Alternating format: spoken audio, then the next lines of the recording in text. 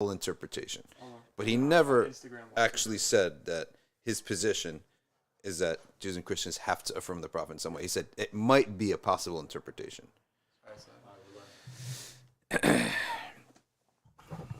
Bismillah ar-Rahman ar-Rahim. Alhamdulillah. Wassalatu wassalamu ala Rasulillah wa ala alihi wa sahbihi wa man wala.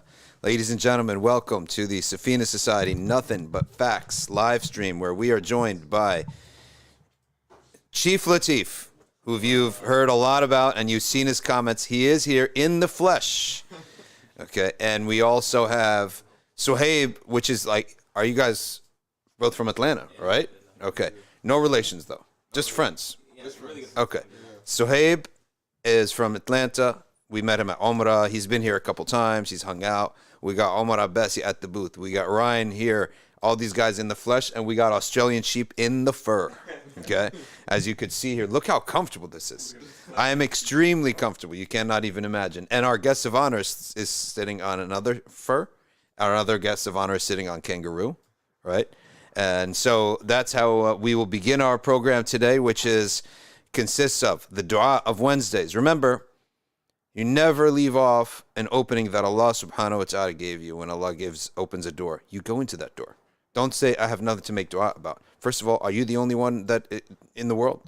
Don't you make dua for others? Secondly, is there ever a human being who doesn't need something from Allah? If not want something?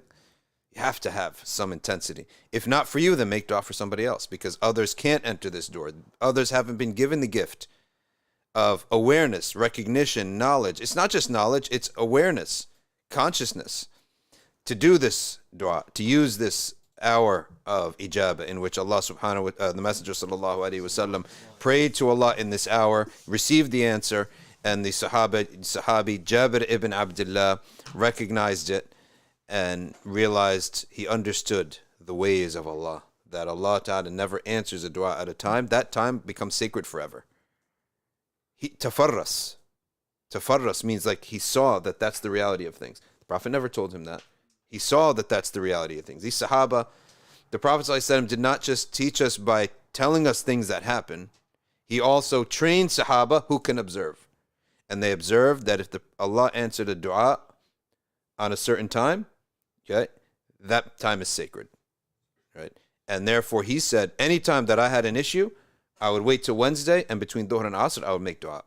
And I would know that I received the answer. Now, the sirr about this is you often get a sign that you will get the answer. The answer doesn't necessarily have to happen at that time.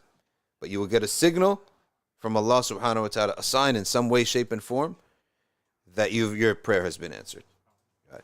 And even if you don't receive this, the dua itself is, that is ibadah. A dua mukhil ibadah. Sirr al-ubudiyya is asking us, is us asking. Okay? Us asking because we show ourselves that we are faqir and Allah's ghani. That's how simple it is. Allah, you have, we don't have.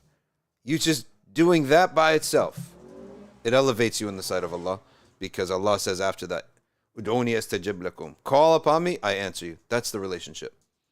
Inna alladhina yastakbiruna an ibadati sayudkhiluna jahannama dakhirin. Okay. Those who have arrogance over my ibadah, okay, they will enter Jahannam, dakhirin, humiliated. Because if you don't want to make dua, you're arrogant. Okay. Sayadkhuluna Jahannam dakhirin. Okay. So today we will begin with that, with this dua, which is not, this dua that we recited is just our choice. Because it happens to be from the awrad of the Ba'adawi to recite Hizb al-Nasr after Dhuhr. But just for your information, this dua is not connected to this Wednesday ijabah. It just happens to be, that's the dua of the Ba'adawi on that day. I just want to make sure I cited the ayah correctly. Dakhirin is one of the only times, it's not something that comes in the Quran except 2 times. Okay. وَقَالَ رَبُّكُمْ أُدْعُونِي أَسْتَجِبْ لَكُمْ إِنَّ الَّذِينَ يَسْتَكْبِرُونَ عَنْ عِبَادَتِي سَيَدْخُلُونَ جَهَنَّمَ دَاخِرِينَ. Humiliated, disgraced. Why? Because you're arrogant. And this only comes 2 times in the Quran. One time in Surah Ghafir, and the other time, وَيَوْمَ يُنْفَخُ فِي الصُّورِ فَفَزِعَ مَنْ فِي السَّمَوَاتِ وَالْأَرْضِ. Once the horn is blown into, everyone in the heavens and earth is shocked. So even the heavens are aware when the Qiyamah happens here. And they're surprised by it. They're shocked by it. Okay.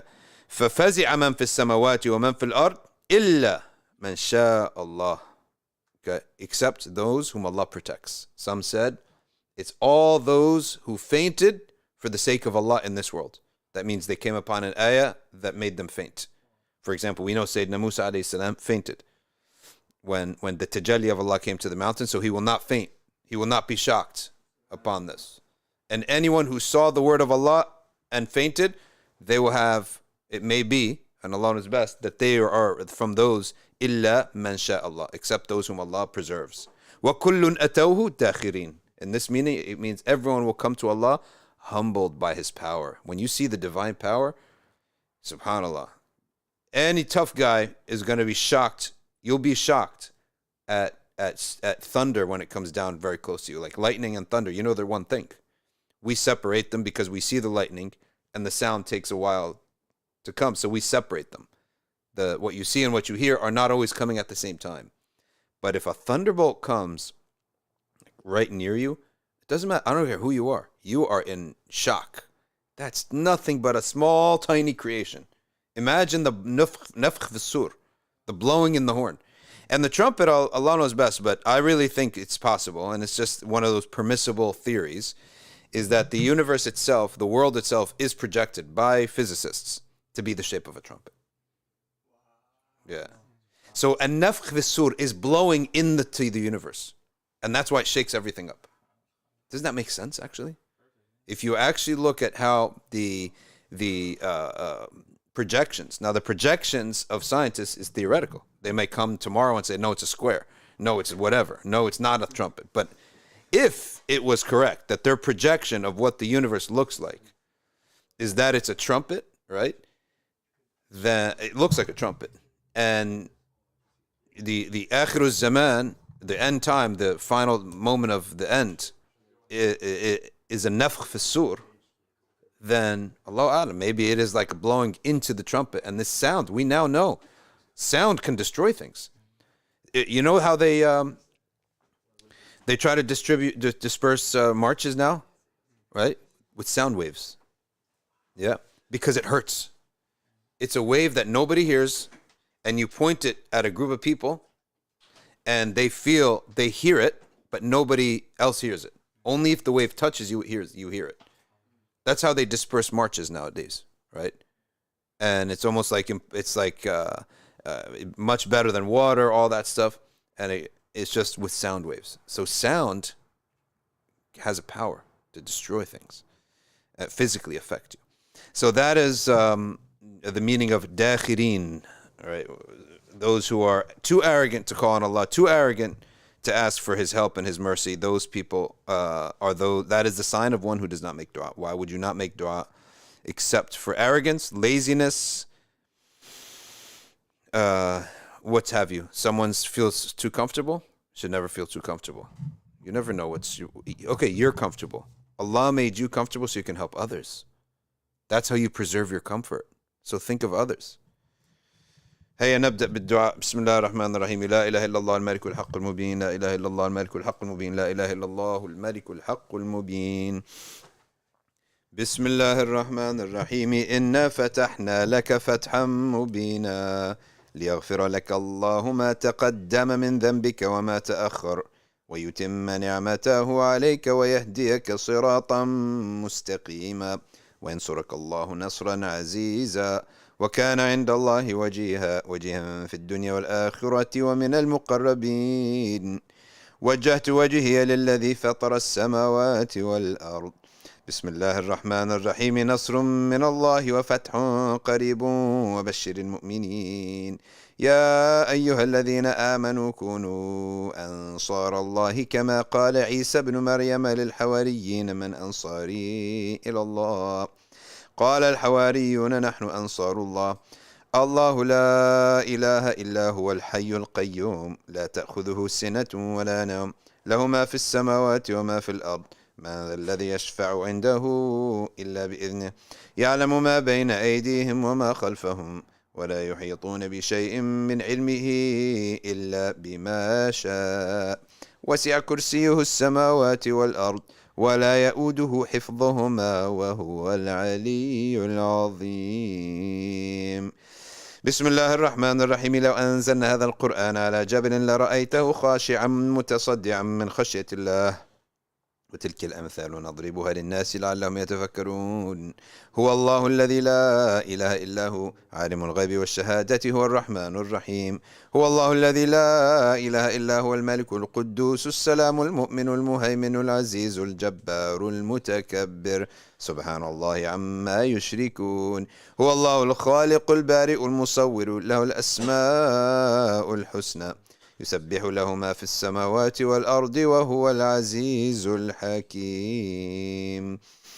أعيذ نفسي بالله تعالى من كل ما يسمع بأذنين ويبصر بعينين ويمشي برجلين ويبطش بيدين ويتكلم بالشفتين. حصنت نفسي بالله الخالق الأكبر من شر ما أخاف وأحذر من الجن والإنس يا حافظ يا وأن يحضرون. عز جاره وجل ثناؤه وتقدست أسماؤه ولا إله غيره.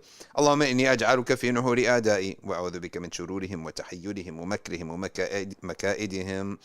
أطفئ نار من أراد بي عداوة من الجن والإنس يا حافظ يا حفيظ يا كافي يا محيط. سبحانك يا رب ما أعظم شأنك وأعز سلطانك. تحصنت بالله وبأسماء الله وبآيات الله وملائكة الله وأنبياء الله ورسل الله والصالحين من عباد الله. حصنت نفسي بلا إله إلا الله محمد رسول الله صلى الله عليه وآله وسلم. اللهم احرسني بعينك التي لا تنام واكنفني بكنفك الذي لا يرام وارحمني بقدرتك علي فلا أهلك وأنت ثقتي ورجائي. يا غياث المستغيثين يا غياث المستغيثين يا غياث المستغيثين يا دارك الهالكين يا دارك الهالكين يا دارك الهالكين. اكفني شر كل طارق يطرق بليل أو نهار إلا طارقا يطرق بخير إنك على كل شيء قدير.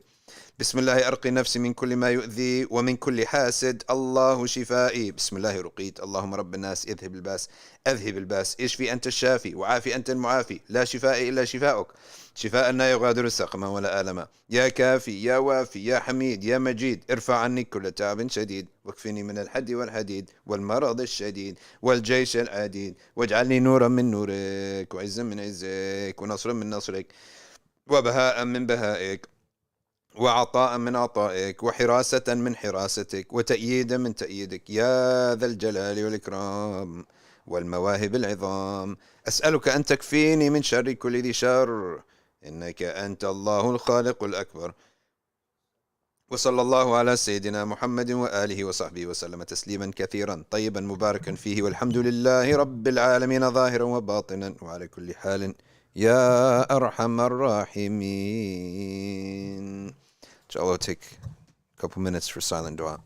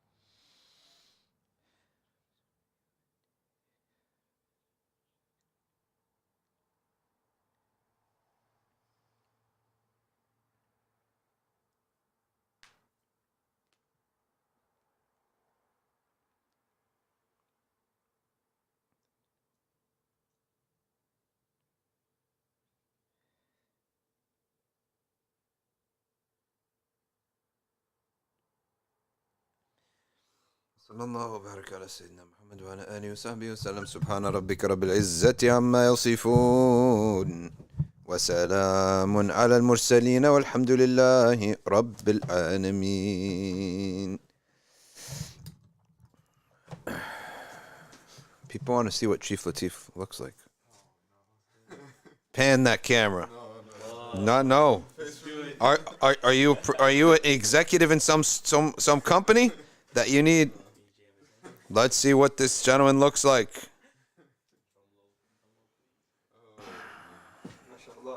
There is Chief Latif. Say hi to Mom. And Suhaib.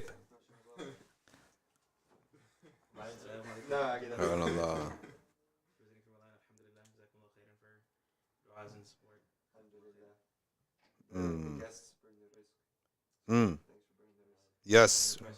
Guests bring the rizq. By the way, we got a video tutorial from Australia. For this. No, for that bow. That bow and arrow.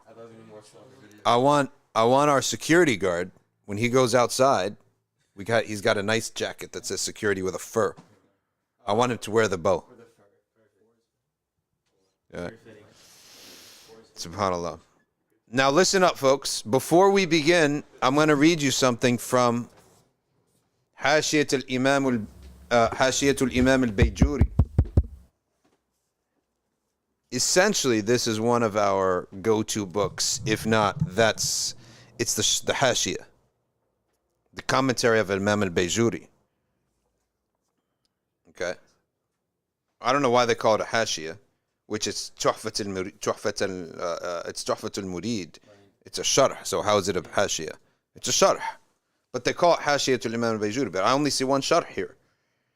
So let's just read a line or two. If we read a line or two regularly for life. Listen what he says here. تعريف القضاء. القضاء عند الأشاعرة إرادة الله الأشياء في الأزل على ما هي عليه فيما لا يزال. The qada is Allah's will, His judgment for a matter, like His judgment from the azal, okay, meaning transcendently beyond time. That's in His knowledge, and that's the judgment. As for the qadr, it is the coming down of the thing and the happening, the manifestation of the qada. That's the difference of qada and qadr. When qada and qadr are used separately, they mean the same thing. Allah's will, and that's it. Okay?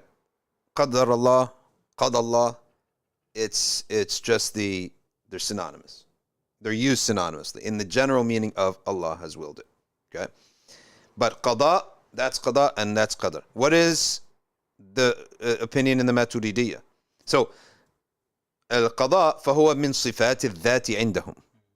As for الماتريدية, they say إيجاد الله الأشياء مع زيادة الإحكام والإتقان فهو صفة فعل عندهم.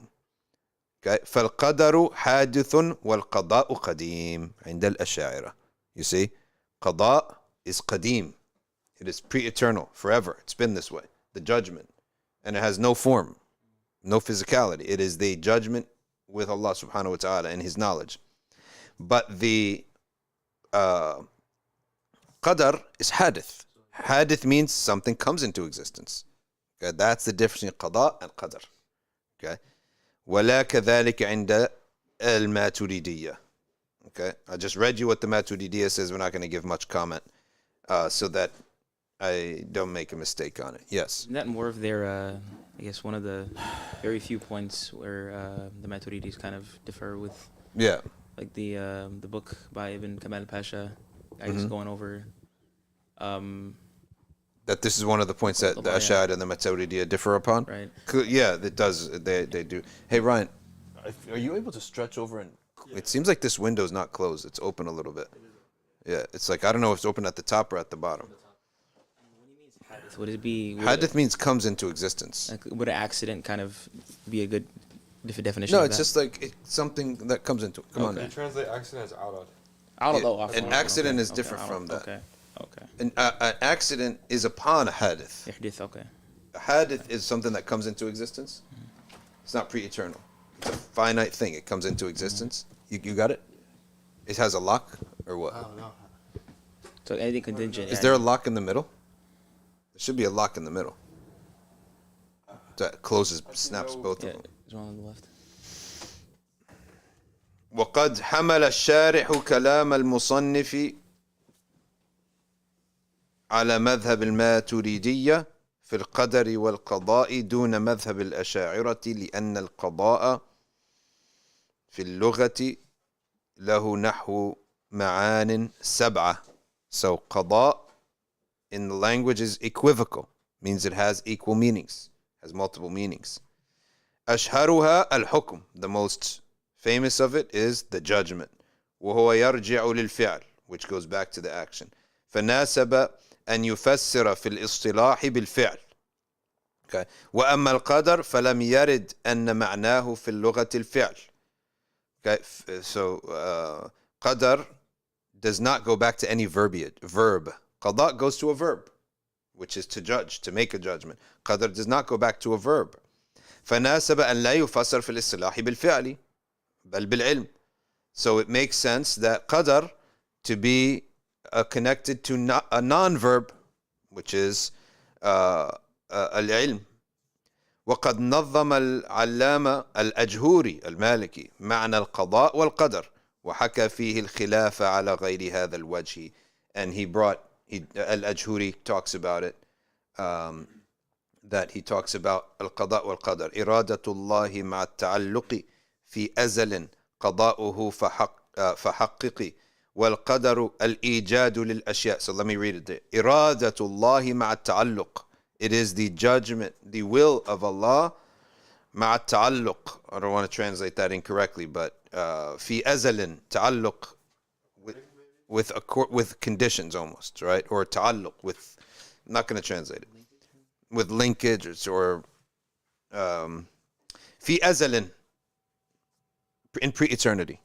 It is not hadith. This judgment is not hadith. Hadith means something that comes into existence. قضاؤه, it is his judgment. That's قضاء. والقدر الإيجاد للأشياء على وجه معين أراده على. So al-qadar is the ijad, the manifestation into physical form of this thing in a way that Allah wishes. وبعضهم قد قال معنى الأول, some said this first meaning العلم مع تعلق في الأزل, knowledge, they called it knowledge with تعلق in pre-eternity. والقدر الإيجاد للأمور, and qadr is the ijad, manifesting, bringing into existence this umur, this matter على وفاق علمه المذكور, in accordance to that knowledge, aforementioned knowledge. Okay. فأنت تراه جعل القضاء هو الإرادة. So you see that he made qada is will مع التعلق, will with a تعلق in the azal, pre-eternity. Okay. أو العلم مع التعلق الأزلي على القول الثاني, or it is knowledge. Okay. So either it's will or it's knowledge with ta'alluq in the azal, pre-eternity. وعلى كل من القولين فهو قديم. Either way, it is qadim. Al-qada is qadim. It is Allah's attribute that is not, it is something that is not, or al-qada is qadim, whether it's will or knowledge, attributed to will or knowledge, it does not come into existence. It has always been there, such that Allah's will that we hold this book in this manner, that was from pre-eternity. وَجَعَلَ الْقَدَرْ هُوَ الْإِيجَادِ, and the qadr is the actual occurrence of us holding this book like this. Okay. على وفق الإرادة على القول الأول أو الإيجاد على وفق العلم. So that this moment in time happening as it is happening right now is in accordance to Allah's knowledge or according to His will. Either way, because will and knowledge are both qadim, pre-eternal. Okay, and the manifestation of is hadith. It's something that came into existence. Okay. وعلى كل من القولين فهو حادث. Either way, al-qadr, whichever way you look at it, is hadith, something that comes into existence. وبعد هذا كله, after all of this, فالقضاء والقدر راجعان, قضاء and qadr both go back لما تقدم من العلم والإرادة وتعلق القدرة. They both go back to knowledge or irada. Okay. ولكن لما كان خطر الجهل في هذا الفن عظيما صرحوا بهما. When there was ignorance upon this matter, they were explicit in explaining it. Okay. قوله بالقدر وبالقضاء اعلم أن الأشاعرة والماتريدية اختلفوا في كل من القدر والقضاء. فالقدر عند الأشاعرة إيجاد الله الأشياء على قدر مخصوص ووجه معين أراده تعالى, فيرجع عندهم لصفة فعل. So the Ash'ari consider the qada to be an action, a sifa, a pre-eternal act, a judgment, لأنه عبارة عن الإيجاد وهو من صفات الأفعال. وعند الماتريدية تحديد الله أزلا كل مخلوق بحده الذي يوجد عليه من حسن وقبح ونفع وضر إلى غير ذلك أي علمه. So they said no, the Maturidiyya say no, it is not an action, it is a knowledge. Okay. تعالى أزلا صفات المخلوقات, to know all, to judge everything about the created things. فيرجع عندهم لصفة العلم. So it goes back to the attribute of علم, وهي من صفات الذات. Okay. And so either way, al-qada is pre-eternal and al-qadr is hadith. So this is our way, just to learn something here and there every once in a while, a snippet and a nugget, but to go back to these mother books, right, in our aqeedah, in our belief, in our understanding of things. This is the important. You never stop being connected, not only to the books, but to the shuyukh. You can read and misunderstand, you can read and get arrogant, but you can't be with the shuyukh and get arrogant, because they're far greater than us in knowledge and in experience. You sit with them and you feel like you're an ant. Wallahi, that's a sign that you're learning, that you feel like an ant. You feel like deficient. You are deficient. They're just reflecting. They're the mirror. Al-mu'min is a mirror to a mu'min. So you feel deficient. He's not making you feel deficient. You are deficient. He's your mirror. The alim is the mirror for you. Every Muslim to a Muslim is a mirror of some way, shape, and form. Let's just finish the line. كما أتى في الخبر أي لما ورد في الخبر. All knowledge of qada and qadar, where's its source? Khabar. It's not mantiqi. It's not aqli. Ilm is definitely not a tajribi ilm. It's from al-khabar. فالكاف للتعليل والمراد من الخبر الحديث لأن الخبر والحديث مترادفان على الأصح. What does mutaradif mean? Same meaning. So mutaradif is two different words, same meaning. Like, for example, الدرغام والأسد والحمزة, they all mean lion. والغضنفر, they all mean lion. They're mutaradif. They're not different aspects, because sometimes you get a word that has different aspects, right? Like an-nur wal-daw. Ad-daw is the source. An-nur is the light. So they're two words that mean different facets of light. But mutaradifan means that they have the same meaning. Two different words, same meaning. So khabar and hadith, same meaning. ولذلك قال العلامة الصبان في منظومته التي في المصطلح والخبر المتن الحديث والأثر. خبر متن حديث أثر ما عن إمام المرسلين يؤثر. Okay, خبر متن حديث أثر, same meaning. Okay, أو غيره لا فرق فيما اعتمد. There's no difference in the relied upon position. وأشار المصنف, the Musannif said بذلك إلى أن دليل ذلك سمعي. The evidence is sam'i. Of course, khabar means sam'i. Sam'i means something you heard. In other words, it's news that's related to you. And any epistemology that rejects al-khabar al-sadiq is absurd. That's what scientism is. Scientism is that only truth that we can build our reality upon, okay, in our minds, and therefore henceforth in our societies and in our institutions, is that which is mahsus, observable sensory knowledge. That's absurd. Prove to me scientifically that George Washington existed. Prove to me scientifically that your parents are your parents, okay? Even the opinions they rely upon are based on the words of other scientists that they haven't done. That's true. So much of science is based on trust, right? Even though, like, you could have went and done the experiment, but you don't, because who has the time for that, right? So likewise, even within observable sciences, you must at some point trust somebody else who did the experiment, okay? You must trust a footnote that it's in the Journal of Medical Studies, blah, blah, blah.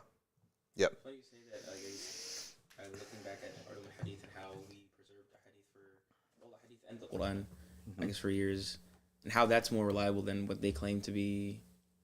100%. The reality of how this world came to be. Our hadith, we have the hadith critical method, okay? We've had a critical method from way before the Europeans have had any historical critical method. And that's the problem. That's their issue. They're imagining with their Eurocentric view that they're the first people to discover, hold on, you can't just accept what people are saying. You have to investigate it and get evidence. Oh, well, you guys just realized that in the Renaissance times, right? We've had this way before you. Jarh wa Ta'dil is called. You can fill rooms of Jarh and Ta'dil. And when you get those works, you realize it is impossible. No one fabricated this. It cannot be fabricated, like the genre itself. Because you have people writing from Andalus, from Persia, from Yemen, from Sudan, who have no knowledge of one another. Yet the methodology of the criterion has seeped through all these people, through transmission, through public transmissions, in mosques, in schools, okay? Millions upon millions of people took part in this endeavor, this enterprise, to find out what the messenger said, sallallahu alaihi wasallam, and separate it from what he didn't say, and then what he said, separate that into categories that we can truly rely upon for our life and make law on, and that which we would not make law on. But we should transmit it anyway. That's what we call a daif. A daif. Daif is not a fabrication, except if it's extremely daif. Then we lump it. It's not a fabrication, but it's mulhaq. It's lumped up with the fabrication in the sense it's too threadbare. Okay? So we've had this. So this is why he's saying this is dalil as-sam'i. فَمِن جُمْلَةِ مَا وَرَدَ عَنْ عَلِيٍّ كَرَّمَ اللَّهُ وَجْهَهُ. From the statements that said from Sayyidina Ali, قال رسول الله صلى الله عليه وسلم, the Prophet صلى الله عليه وسلم said, لا يؤمن عبد حتى يؤمن بأربعة. حتى is nasib للفعل المضارع. When حتى comes in front of فعل مضارع, you give it jazm. That's why we say لا يؤمن مرفوع. عبد, that's the فاعل. حتى يؤمن, until he believes. يؤمن. Okay? None of you complete your faith. That doesn't mean you're a kafir, it means, or a munafiq, it means your faith is incomplete. حتى يؤمن بأربعة, until you believe in four things. يشهد أن لا إله إلا الله وأني رسول الله بعثني بالحق. Okay?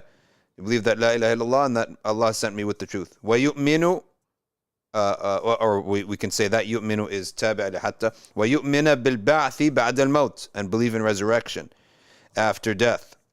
ويؤمن بالقدر خيره وشره حلوه ومره. أخرجه الترمذي وابن ماجه وصححه ابن حبان عن علي بن أبي طالب رضي الله عنه. And you believe in qadr, the good of it, the bad of it, the bitter of it, the sweet of it. ومن جملة ذلك أيضا حديث الأربعين, the famous hadith in the 40 Nawawi. الأربعين just means Nawis, even though many people wrote أربعينs. الإيمان أن تؤمن بالله وملائكته وكتبه ورسله. Iman is to believe in Allah, His angels, His books, His messengers. وتؤمن وتؤمن بالقدر خيره وشره حلوه ومره.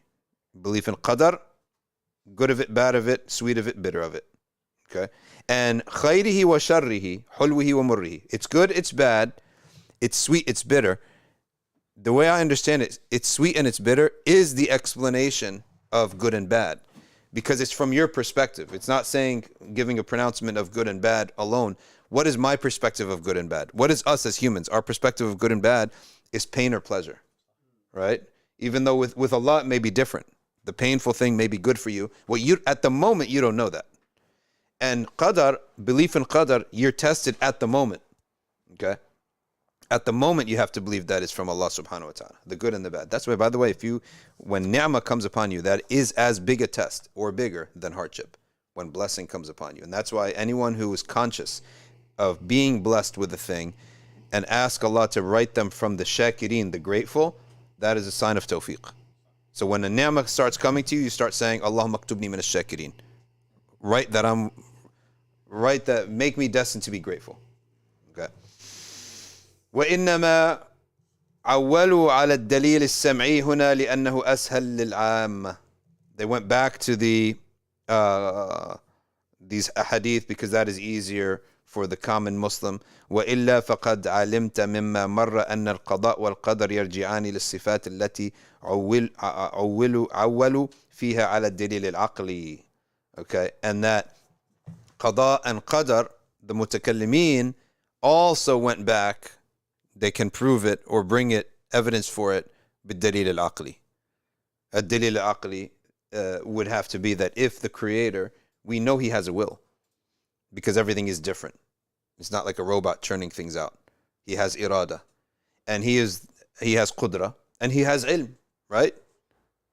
So these are from the 7 attributes of ma'ani, the 7 attributes that you can discern with your intellect, that He has a will, that He takes action, and He has knowledge. So Qada and Qadr go back to these 3. For the Asha'ira, irada and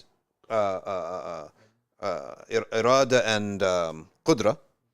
And for the Maturidiyya, he said here, ilm, if I'm citing it correctly, ilm. Explain. Taqween is what I understand is it's an attribute that they say, which is pertaining to it, is related to this. Taqween. Is that the expression of the creation manifestation? Yeah. Okay. Yeah. So a little nabdha there from Jawharat al-Tawheed. And the purpose of this podcast is to expose people to knowledge. And in a setting that is not so academic that you got to keep up, right? Or that it's one thing based on another. So if you miss NBF, 20, you can't listen to 21. Like that. No. So it's nabdat and little things in knowledge that are, it really does help Iman. Iman these days, you need knowledge. Wiswas can come into people. Okay. And the incumbency on having firm belief that the word of Allah is true. I was listening at a debate that happened between a guy named, he calls himself Destiny, and Daniel Hakikachu.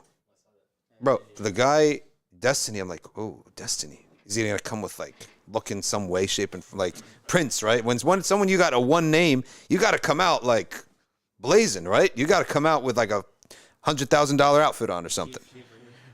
Yeah, you got to come out with something. This at least sunglasses. At least comb your hair. This guy came out looking like a bum. But he's just like a bum with a t-shirt, clicking a pen the whole time. But he was a strong debater. There was one thing that he brought up. It's like his proof that the liberal order is better than the Islamic order is that Muslims can practice their religion in liberal countries, but liberals cannot practice it well in an Islamic country, such as Qawm Lut.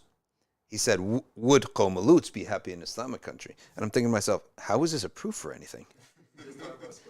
Yeah, why is that a proof? Like, we're not trying to be equal to you. We are not trying to be equal to the liberal regime, such that if you do something that you consider good, well, we got to do the same. No, we say that certain people who are against fitrah, anything that is against the divine order, should not be comfortable in the divine order, right? It shouldn't be. So this idea of everything's equal, everyone's welcome is not the ethos of Islam. It's not the ethic of Islam. So yes, you are, like proud. The liberal order is proud that everyone has a chance here, and that's what you're proud of. That's good. That's good for you. Red Lobster is proud of seafood. McDonald's doesn't sell seafood, right? McDonald's is not competing against you. Olive Garden is not competing against you, right? In seafood. So, I would say about that's irrelevant to us. Our pride is being in accord with the divine order and bringing the closest thing to the heavenly order on earth. And that means certain things that are against fitrah, such as fornicators, their discomfort in this order is our praiseworthy quality.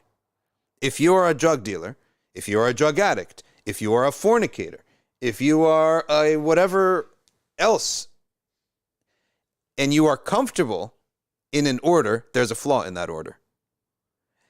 If you're comfortable doing that stuff in the liberal order, we say, you're proud of that. That's your problem. That's not something to be proud of, right? For us, we don't believe in that, right? We would believe totally that your discomfort here is good. So if a guy comes around and he drinks and he looks at women, and he comes into our mosque, that's his habit. Is he harming anyone? No, I'm just looking at you, right? When women pass by, he looks at them.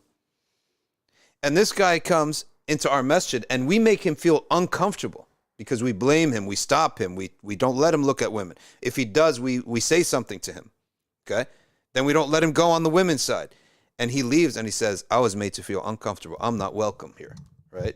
We say, that's a good mosque, right? That's the type of thing. You are actually a litmus test. Your discomfort is a sign of goodness. So, just one of those things that came up. Now let's talk about new affairs of the Ummah and this Saudi Arabian restriction and what's true about it and what's false. All right, this is March 8, 2023. The Middle East Monitor, which... I wasn't convinced by that. Yeah, that's why I want to read it myself. That's why I said to people, I didn't say it's true or false. I said, look into the permit issue, right? Just look into it, because I did, at the moment didn't have the time to look into it and watch a 3-minute video. But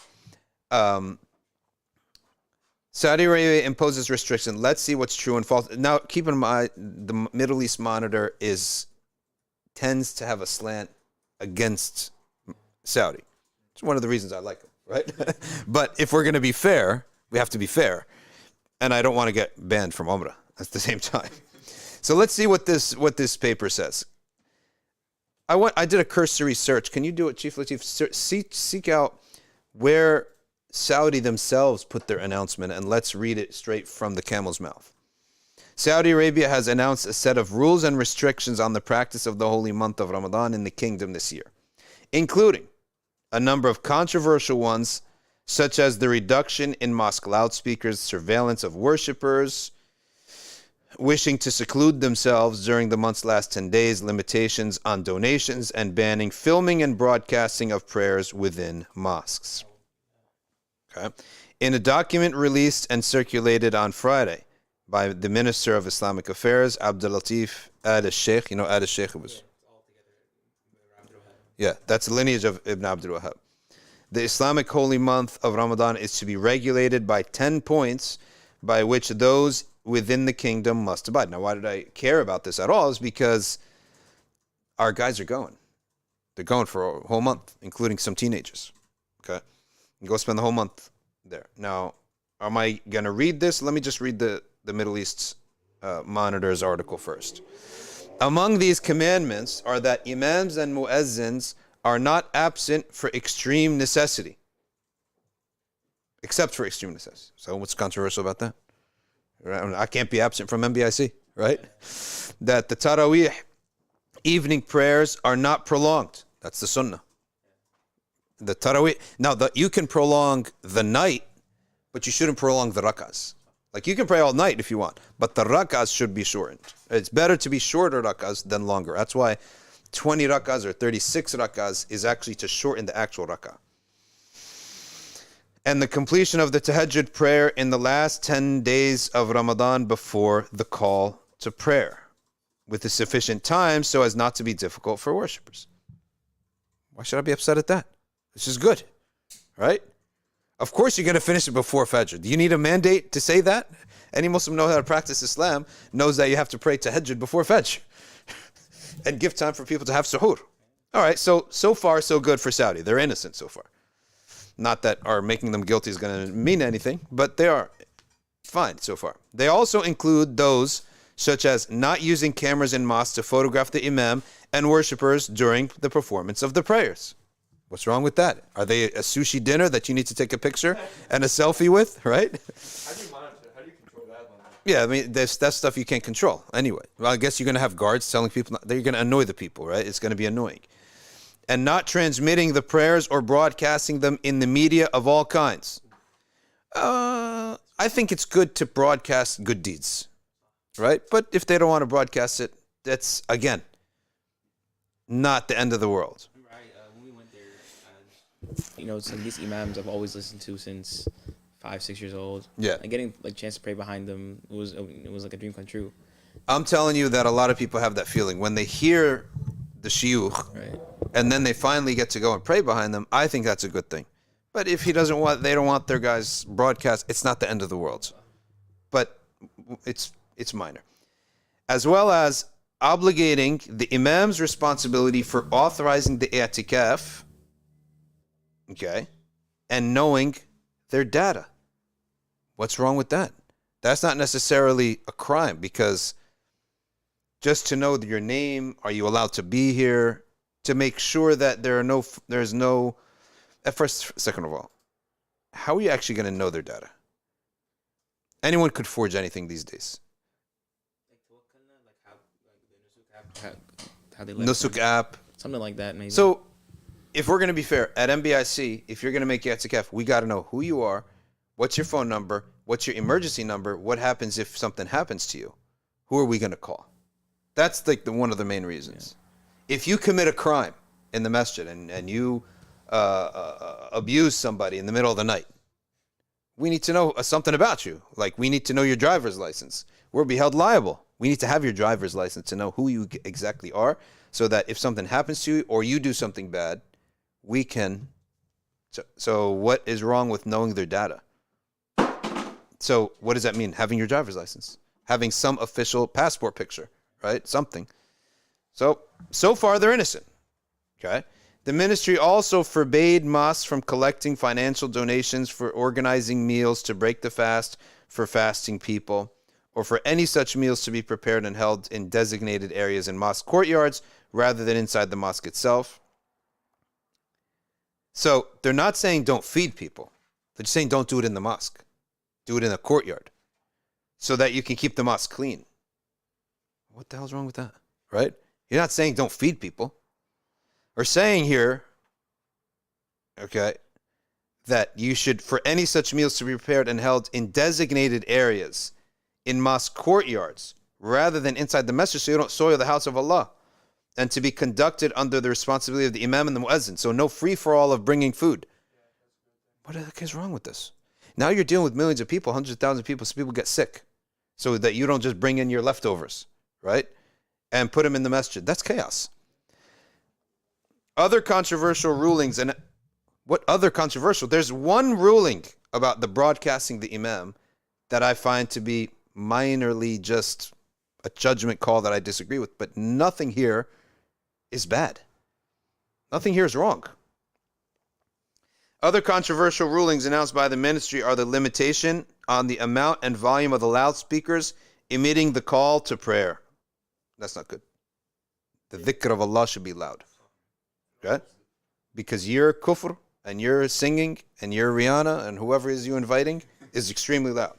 And I saw a video of a Saudi woman. She said she couldn't sleep because of one of these events in Jeddah. She couldn't sleep. So that's okay to have. But this is a continuation of the same decision earlier this year and last year, and the complete ban on their emittance of prayers and recitations, along with the ban on parents bringing children to the mosque for prayer. I'm fine with that. Don't bring your kids. Like, if they're going to make noise. If they're going to sit, still fine. But if your kids are going to make noise, don't. But the idea of the banning the prayer, the recitation, you can say maybe because it's Quran, and the recitation of Quran in public, people should be paying attention. So, yeah, so then, so you can hear the tarawih in the shop, but then I can't pay attention. I'm doing something makruh here. But the adhan? No, the adhan should be loud, right? Who's bothered by it? No one's bothered by that. But when the adhan goes off, don't they, I guess, kind of enforce everyone to leave everything they're doing and go straight to... They stopped driving around with Jeeps anymore. They used to drive around with Jeeps. They stopped that. They used to drive around with Jeeps saying, Salah, Salah, Salah, Salah, right? It was terrible. Like, yeah. But they stopped. They disbanded that whole commanding right, forbidding wrong group division. They used to have a division called commanding right and forbidding wrong. Now, the restrictions have sparked outrage and backlash from many Muslims worldwide, with critics seeing the rules as a further attempt by Saudi under Crown Prince Salman bin Salman to limit the influence of Islam in public life through the use of restrictions long practiced by the likes of Zain al-Abidin bin Ali and the former Soviet Union. Now, here's the thing. When you restrict a lot of things and you become too official, it does remove the spark. Because, you know, in Egypt, I can go in Egypt, cook in my kitchen, go downstairs, put out a couple tables, put the food on the table, and say, everyone, iftar is on us today. And they make this stuff now illegal in certain countries under the name of sanitation. But what you do is you take off, there is no spirit anymore. The idea of having a spirit to Ramadan that will walk everywhere you see Ramadan, that spirit's gone. Yes, everything has to be with a permit. Everything's got to be with a licensed restaurant, a schedule, right? Permission. Nothing can be from the heart like that, right? So that's where it takes away from that. No, what's that? Masjid who? Yeah. They closed it down, I think, for a long time because they did stuff without permits. That's the much that I go to. So like what without permits? I think they built some stuff. Maybe they cut down some trees in the backyard. Oh, they did stuff old world style. So they had they thought that because you own the land, you can do what you want in the land, which is like pre all of human history.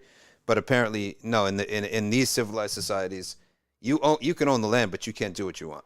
That's the masjid next to my house, and for the entirety of Ramadan, I think it's gonna be closed as well. That's terrible. They shut down the masjid for not following these permits. That's terrible.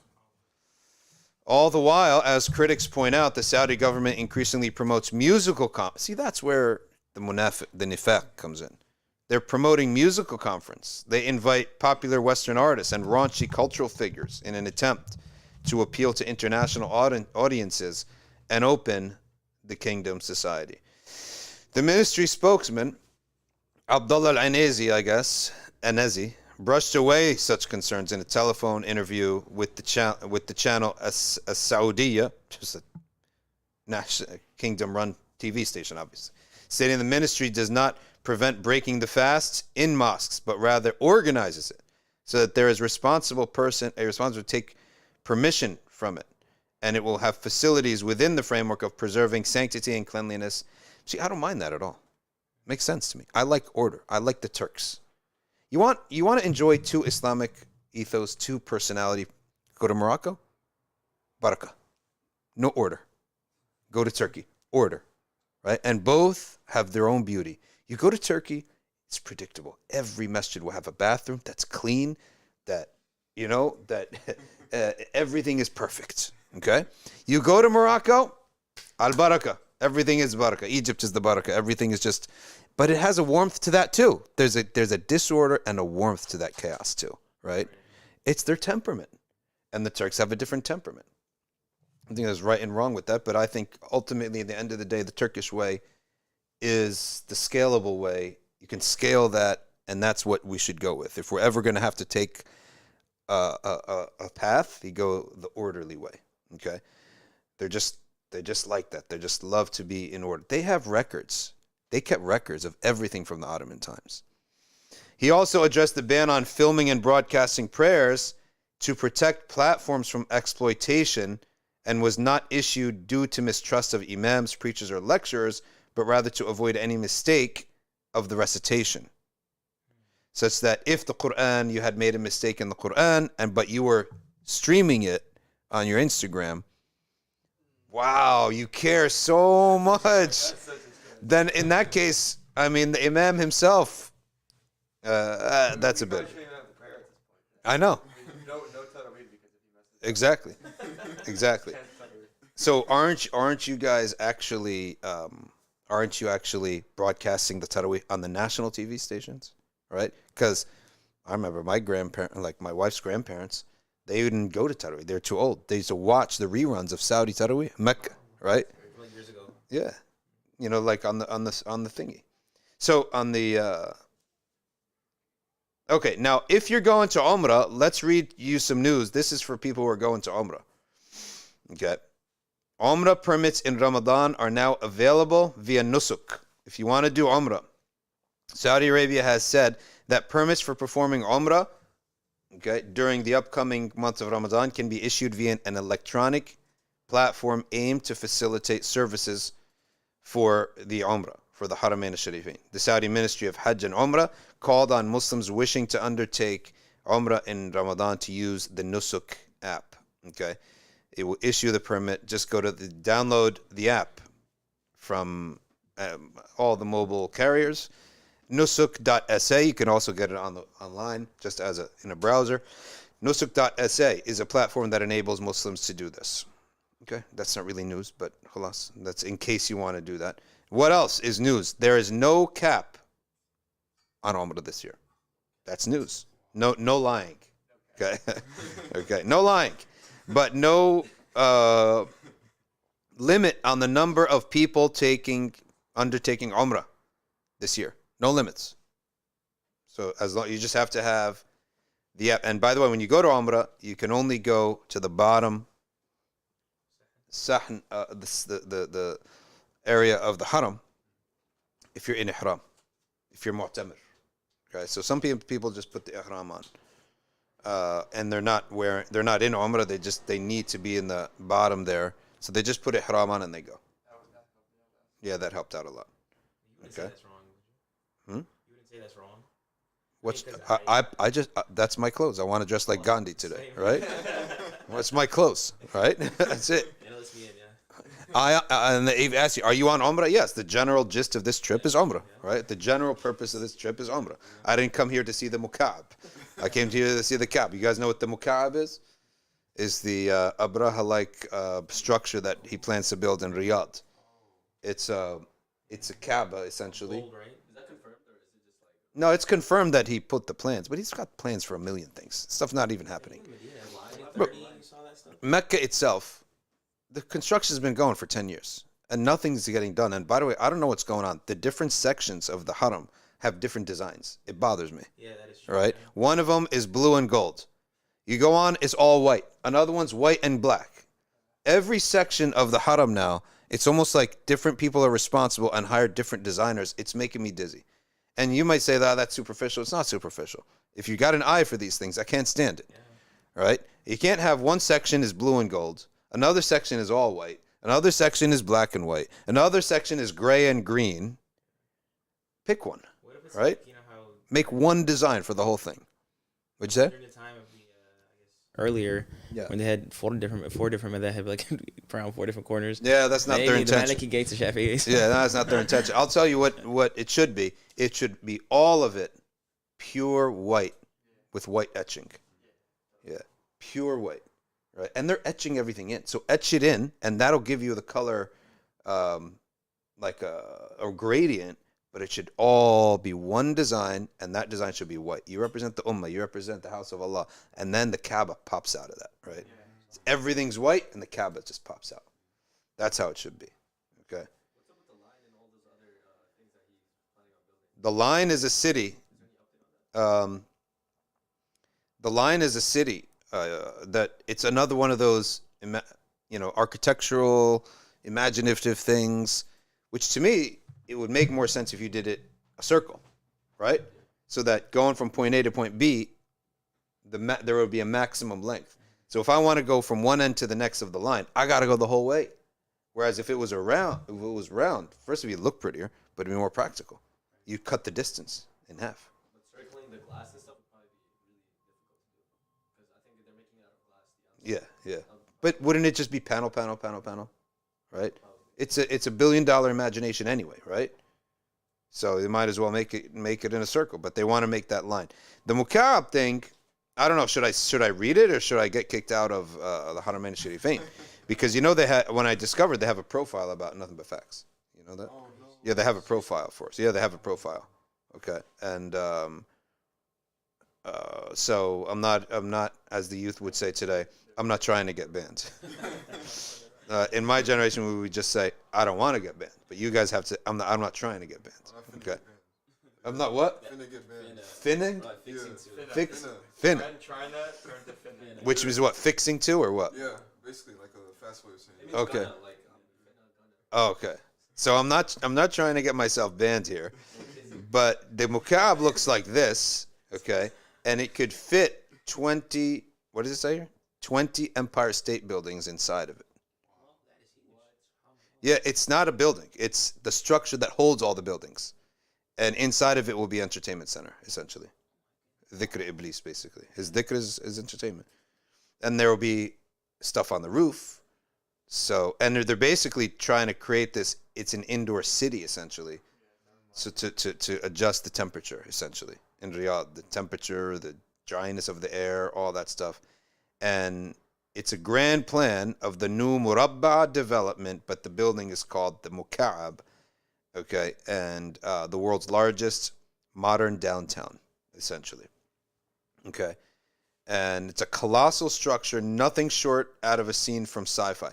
Like the line, let's just see what gets built. It's easy to make renderings. Anyone can make a rendering. Let's just see what gets built. He said 2025 is when it's going to be done. What? Oh, That's wow. That's in like 2 years.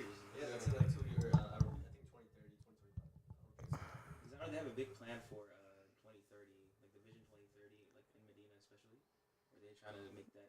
Yeah, they've been saying that 2030 for a long time, but if we're going to go based on the Haram's progress, it's taken a while. It's a mammoth, 400-meter long, breadth and height, perfect cube. The Muka'ab would be the largest built structure in the world.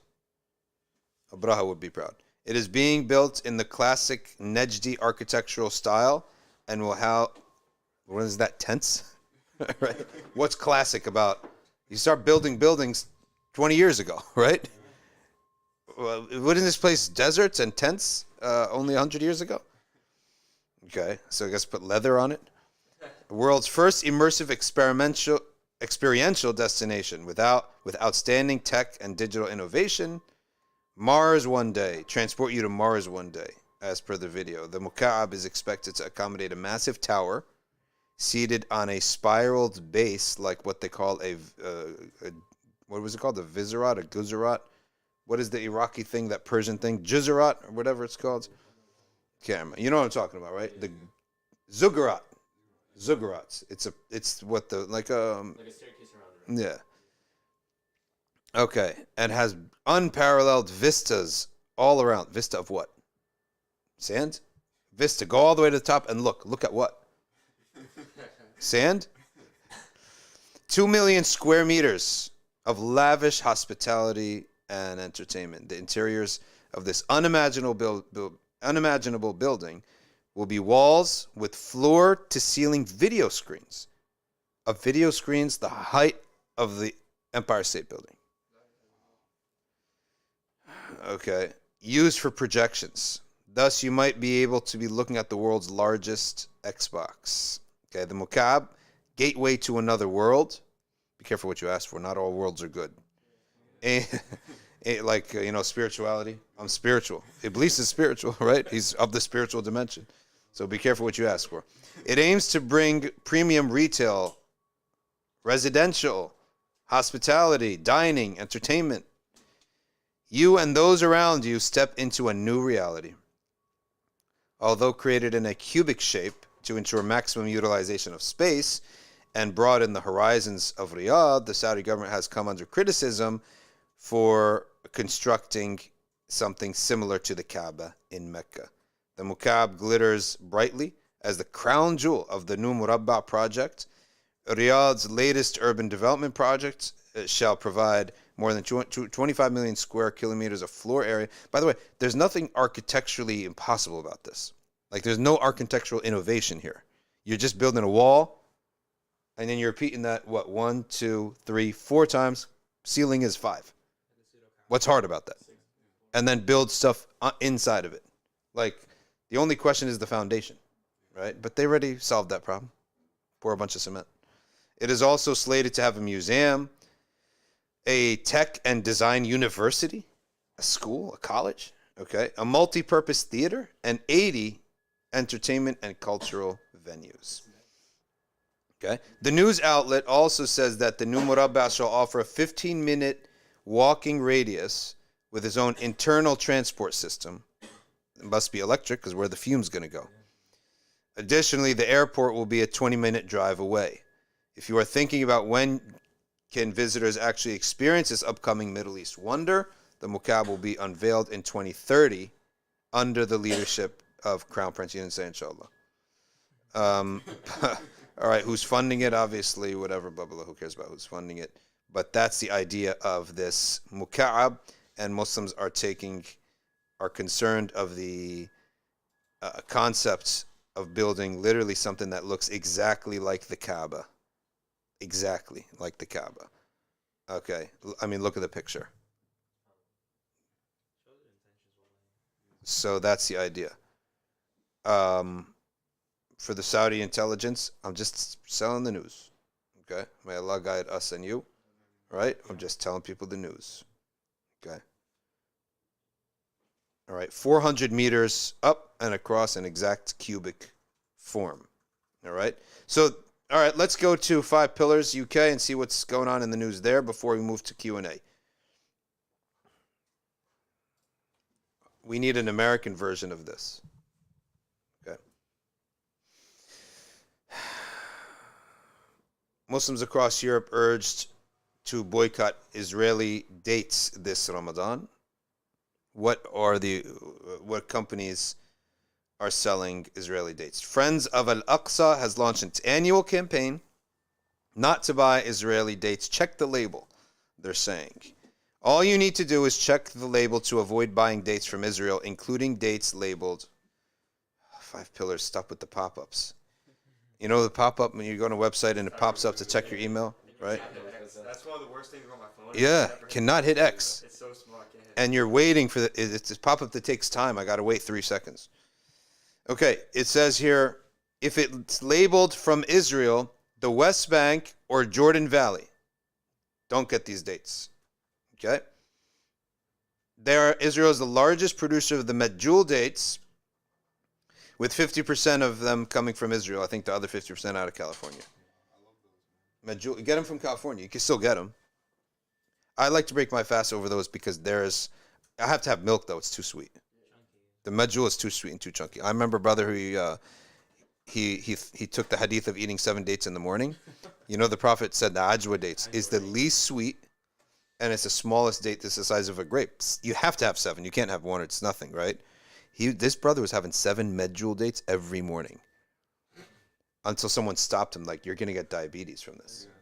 Maximum I can have is 3. All right, so that's a little piece of news there if you want to make sure you don't get those. Okay, judge rules Ed Hussain defamed Miqdaad Versi on Twitter. Ed Hussain is one of these, what is his status? Is he a reformist? He's like Javad, sort of. Now, Javad Hashmi is still going on about this. Now, Ryan, you were there. Did he not say that he conceded that it is a possible interpretation that maybe you can read into the Quran that Jews and Christians may have to affirm the Prophet in some capacity, right? Or in the social capacity, whatever. He said that it possibly can be a reading, right? He didn't say it's definite. He said it may be a reading. He even said that your belief is an acceptable belief. Yeah. And I commented on that, and then I said, then concede. I said, what's the point of coming to the debate? Yeah. If you think it's acceptable, why Exactly. are you debating against it? Yeah. You're just here for like attention or something. And then he's so you are all witnesses that that's what he said in the debate. Yeah. That it may be a possible interpretation. You heard it. Yeah. And then with a clause affirming the Prophet politically and socially, which makes no sense. How do you affirm someone who's passed away? How do I affirm George Washington politically? What does that mean? Am I giving him oath of allegiance? Am I recognizing his existence? Yeah. So secondly, so that's the second point. Language is such a beautiful thing because we understand what it means. It's like when I say something, you know what I mean. No tricks, no games. Yeah. Tell you what I mean. Exactly. We talk because we know what we mean. That's the importance of clear speech. Yeah. I can't live, and the way to live to get paralyzed by somebody, someone more powerful than you, is when they give you words that you don't know what they mean. How do I make you happy? How do I make you unhappy? I'm paralyzed. Cult leaders do this all the time. It is the greatest quality, and it's such an important quality. Allah and His Messenger speak in plain language, and there are no tricks here. Right? Yeah. You cannot have this sleight of hand stuff where, okay, so I'm telling you, we all heard it. He said, may possibly be an interpretation. Now it's evolved into, yes, they must affirm the Prophet, peace be upon him.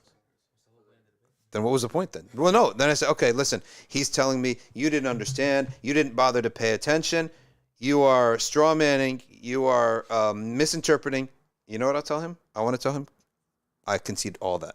As long as you are upon the position that you must affirm the Prophet, that's what's important. I don't care about winning the debate. Fine. You imagine yourself won the debate. Imagine that I'm dumb. I got to tell you the truth. I could not pay attention to half of what he was saying. Right? I couldn't pay attention. I know what the haqq is. And when I hear blabber about the opposite blabber, I couldn't, my computer refuses to download this nonsense. He was changing the foundation. Like, it's the foundation. Yeah. But now you have to relearn everything. Yeah, exactly. Like, I can't do that in an hour spent. So I would say, listen, fine. Let me concede. Fine. I wasn't paying attention. I have a deficient. Say whatever you want. I don't care. But you are affirming that they have to believe in the Prophet ﷺ. Okay? Now, we now talk about this question. What is socio-political? Or affirm him as... Now that, by the way, that's gone too from his statements on Twitter. That you must affirm the Prophet socio-politically. That's gone. As a prophet now. I'm happy. May Allah guide you. Right? But he's still on the clause that, but they could practice their religion. That is the next level that we have to... But at least he went to the point of they have to affirm the Prophet, but they could stay Jews and Christians. It's impossible. That itself is illogical. It is a rationally incomprehensible. It is a contradiction, because if I am affirming your state, the Prophet, that means I'm affirming the Quran. At least it's hadith. What it contradicts my own belief. How am I affirming the opposite? Right? And there is no metaphysics, as some people say. You know, Sayyid Hussain Nasr broke down the metaphysics of how it can be that you have two opposite beliefs, that belief in Trinity and belief in Tawheed, and I watched the video on the metaphysics. It's just a jabble of words. There is no metaphysics in which Jesus can be God, and Jesus can be a prophet, and Jesus could be a rebel, and that in any way that makes any sense. There is no way it makes sense. Okay? Pass this bukhur over to Rai. I want to try if this works. So that's the latest news on that. But Ed Hussein, let's see what this is all about. I don't know who Ed Hussein. Can you look up Ed Hussein, Chief Latif, on your... See who this is. I remember that name coming up, but I can't remember what it is. But they went to court. To court. A high court judge has ruled that anti-Islamist author Ed Hussein defamed the media spokesman for the Muslim Council of Britain, Miqdaad Versi, on Twitter. Okay. I had a friend he named... Huh? Oh, defamation. Defamation. I had a friend who named his son Miqdaad, and you know what all the kids called him? No, they call him Mac Daddy. Is that a thing today? Because back in my day, that was like a thing. Miqdaad. Okay, the decision by Justice Lewis this afternoon came after Hussein tweeted in November 2020. Wow, 3 years later. Pipe down your pro-Hamas, pro-Iran, pro-gender discrimination, pro-blasphemy laws, pro-sectarian, anti-Western, representative of an Islamist outfit. At some time thereafter, Hussein deleted this tweet, but Justice Lewis ruled, I am satisfied that the natural and ordinary meaning conveyed by the tweet was defamatory. See, I like that. Natural and ordinary meaning, right? Not academized, you know, turn it into a pretzel concept. Well, they said Ed Hussein, he ran Qilm Foundation, but if you know, like, Imagine Nawaz kind of had links with him. This is mubtada.com or what? Yeah. Read for us. So it says here, he co-founded the think tank Qilm, which aims to challenge extremist narratives while advocating pluralistic democratic alternatives that are consistent with universal human rights standards, and stands for also worked with Tony Blair. He was a senior advisor to the former Prime Minister, British Prime Minister Tony Blair. He's basically like a counter-terrorism guy. So a Zindiq, basically. He's on the Zindiq agenda, the reform agenda. Okay. Is the biggest problem that we have here is the Zindiq, this new reformist movement, and it's hot air, but they make a lot of noise. Wallahi, it's hot air, right? It's complete hot air, but they put doubts. Then we have to fight those doubts day in and day out.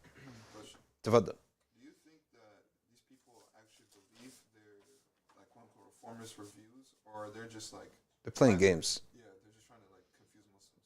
That kind of No, they're totally trying to just justify their whims. And here's my thing always with these things. Who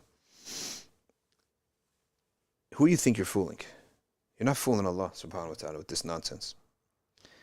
While stating that a person holds some of the views identified in the tweet would not in itself be defamatory, the tweet needs to be looked at in its entirety. Right-thinking members of society generally would deplore those who express views in support of Hamas, as a militant Islamic group. It is also contrary to the common or shared values of our society to express extremist views that are so objectionable as to undermine the legitimacy of the claimant's own participation in public debate. Attributing such views to the claimant would lower a person in the estimation of right-thinking people generally. The imputation is one that would tend to have a substantially adverse effect on the way people would treat the claimant. Miqdaad Versi regularly voices concerns on Twitter over the misrepresentation of Muslims. In suing Hussain, I wonder what besides a statement from the judge, what does he get back? Just a statement, I guess, right? You win in the court of public affairs, of public opinion. In suing Hussain, let's see. In suing Hussain, he stated that the natural and ordinary meaning of the tweet was that the claimant is an Islamist who supports a violent, fundamentalist, separatist, repressive agenda. Yeah, Hakama bil-Dhahir, aimed at imposing Islam on society by force. He is a terrorist sympathizer and a sectarian bigot who endorses hatred and violence between Shia and Sunni Muslims. He is intolerant of other religions and other strands of Islamic belief, including mainstream Muslims, and supports the subjugation of women.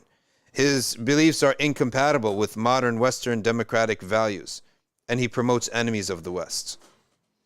Muhammad Mahbub Hussain, who has changed his name to Ed Hussain. Good, you took Muhammad off your name. That's from Allah. Allah took it off your name. That's honoring the name of the Prophet. Should not be given to a Zindiq. Was one of the founding members. I'm not defaming the guy as a Zindiq. I'm just giving his theology. That's his theology. That's his theology of choice, Zindiqism. You call it reform. We call it Zindiqism. That's it. There's nothing wrong with that. All right, from his standpoint. Founding members of the now defunct and widely criticized counterterrorism think tank. Oh, it's defunct. Quilliam Foundation. Years ago. Good. It's defunct. It just went. What all its people. That's what these groups, they splinter up. Because their basis is to be against. It's not to be for anything. Hussain is also a columnist for the conservative weekly publication The Spectator and has written for the Jewish Chronicle and worked for the Tony Blair Foundation. When issued with proceedings, Hussain's lawyers claimed that they were no longer instructed to represent him as he now resided in the U.S. and did not submit to the jurisdiction of the English courts. He lives here now. Now he's our problem. Shoot, why do we got to deal with you now? All right. Go to UCLA. Meet your friends. Representing Versi located Hussain's last known residence in the UK and then applied to the court for permission to serve proceedings, blah, blah, blah. In defending the claim, Hussain said the natural and ordinary meaning read in context, in context, was that the claimant advocates for the interest of an Islamist organization and has expressed views which are supportive of Hamas, Iran, gender discrimination, blasphemy laws. Oh, what's wrong with blasphemy laws? Sectarianism, anti-Westernism, and such advocacy and views expressed by the claimant. He said that his words were partly an expression of opinion and partly fact. In response to the ruling in his favor, Miqdaad said, for too long there are some who have smeared with impunity ordinary Muslims. This judgment, I'm happy for the guy. This judgment puts an important stake in the ground. The judge has ruled that Ed Hussein's tweet about me is defamatory at common law. Ed's claim that the tweet did not contain any defamatory meaning has therefore failed, and I'm delighted with the result. So he gets back, I guess, oh, here we go. A further hearing to decide damages. Now, that's the good part. Versi is seeking $25,000, pounds, British pounds, as well as an injunction preventing republication of the words complained of, or similar words. Okay.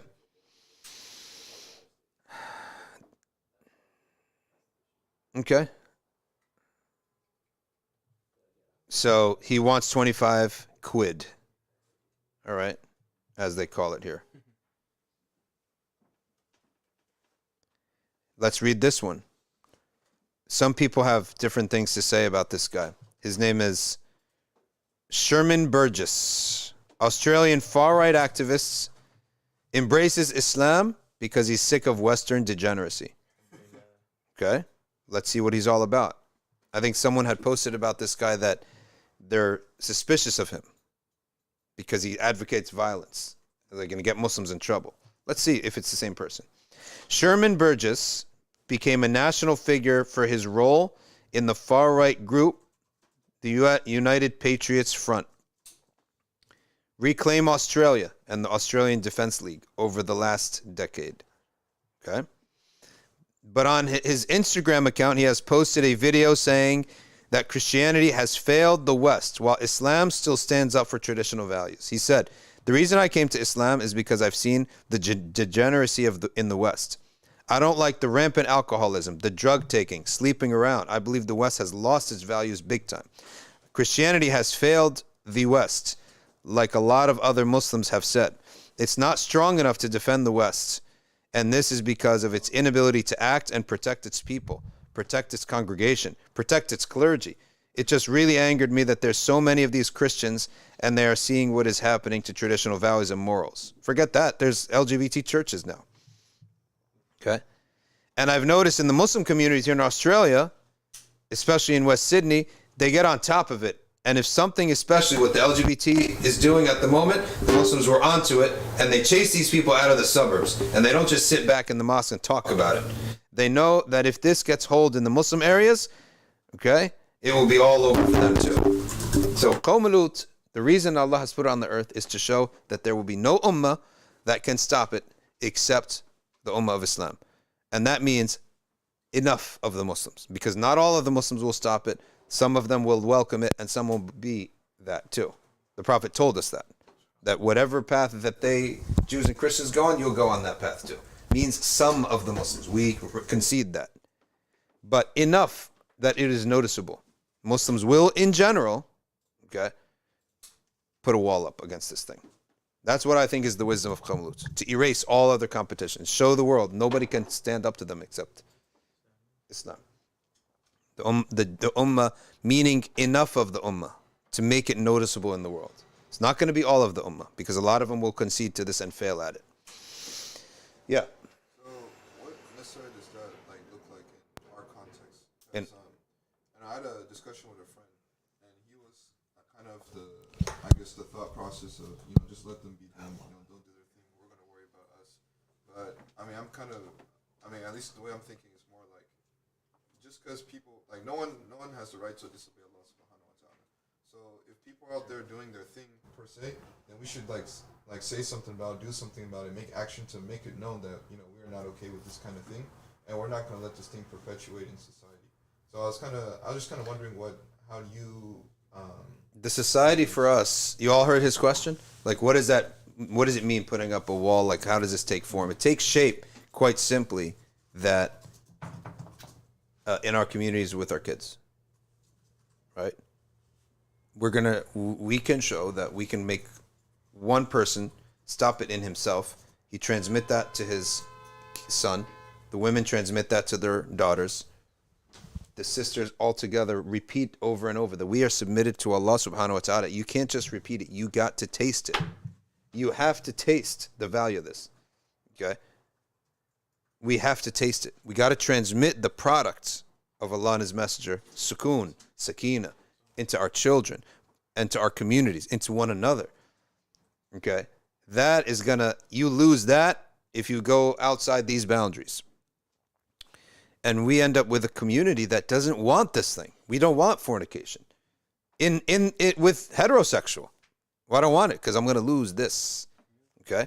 That's why Allah subhanahu wa ta'ala, when He talked to Sayyidina Yusuf alayhi salam, لِيَصْرِفَ عَنْهُ السُّوءَ وَالْفَحْشَاءَ. To not only, when the women were after Sayyidina Yusuf, no, and he said, I'd rather be in jail. So he went to jail. And Allah subhanahu wa ta'ala says that He did this to keep away from him not just the indecency, but the su'.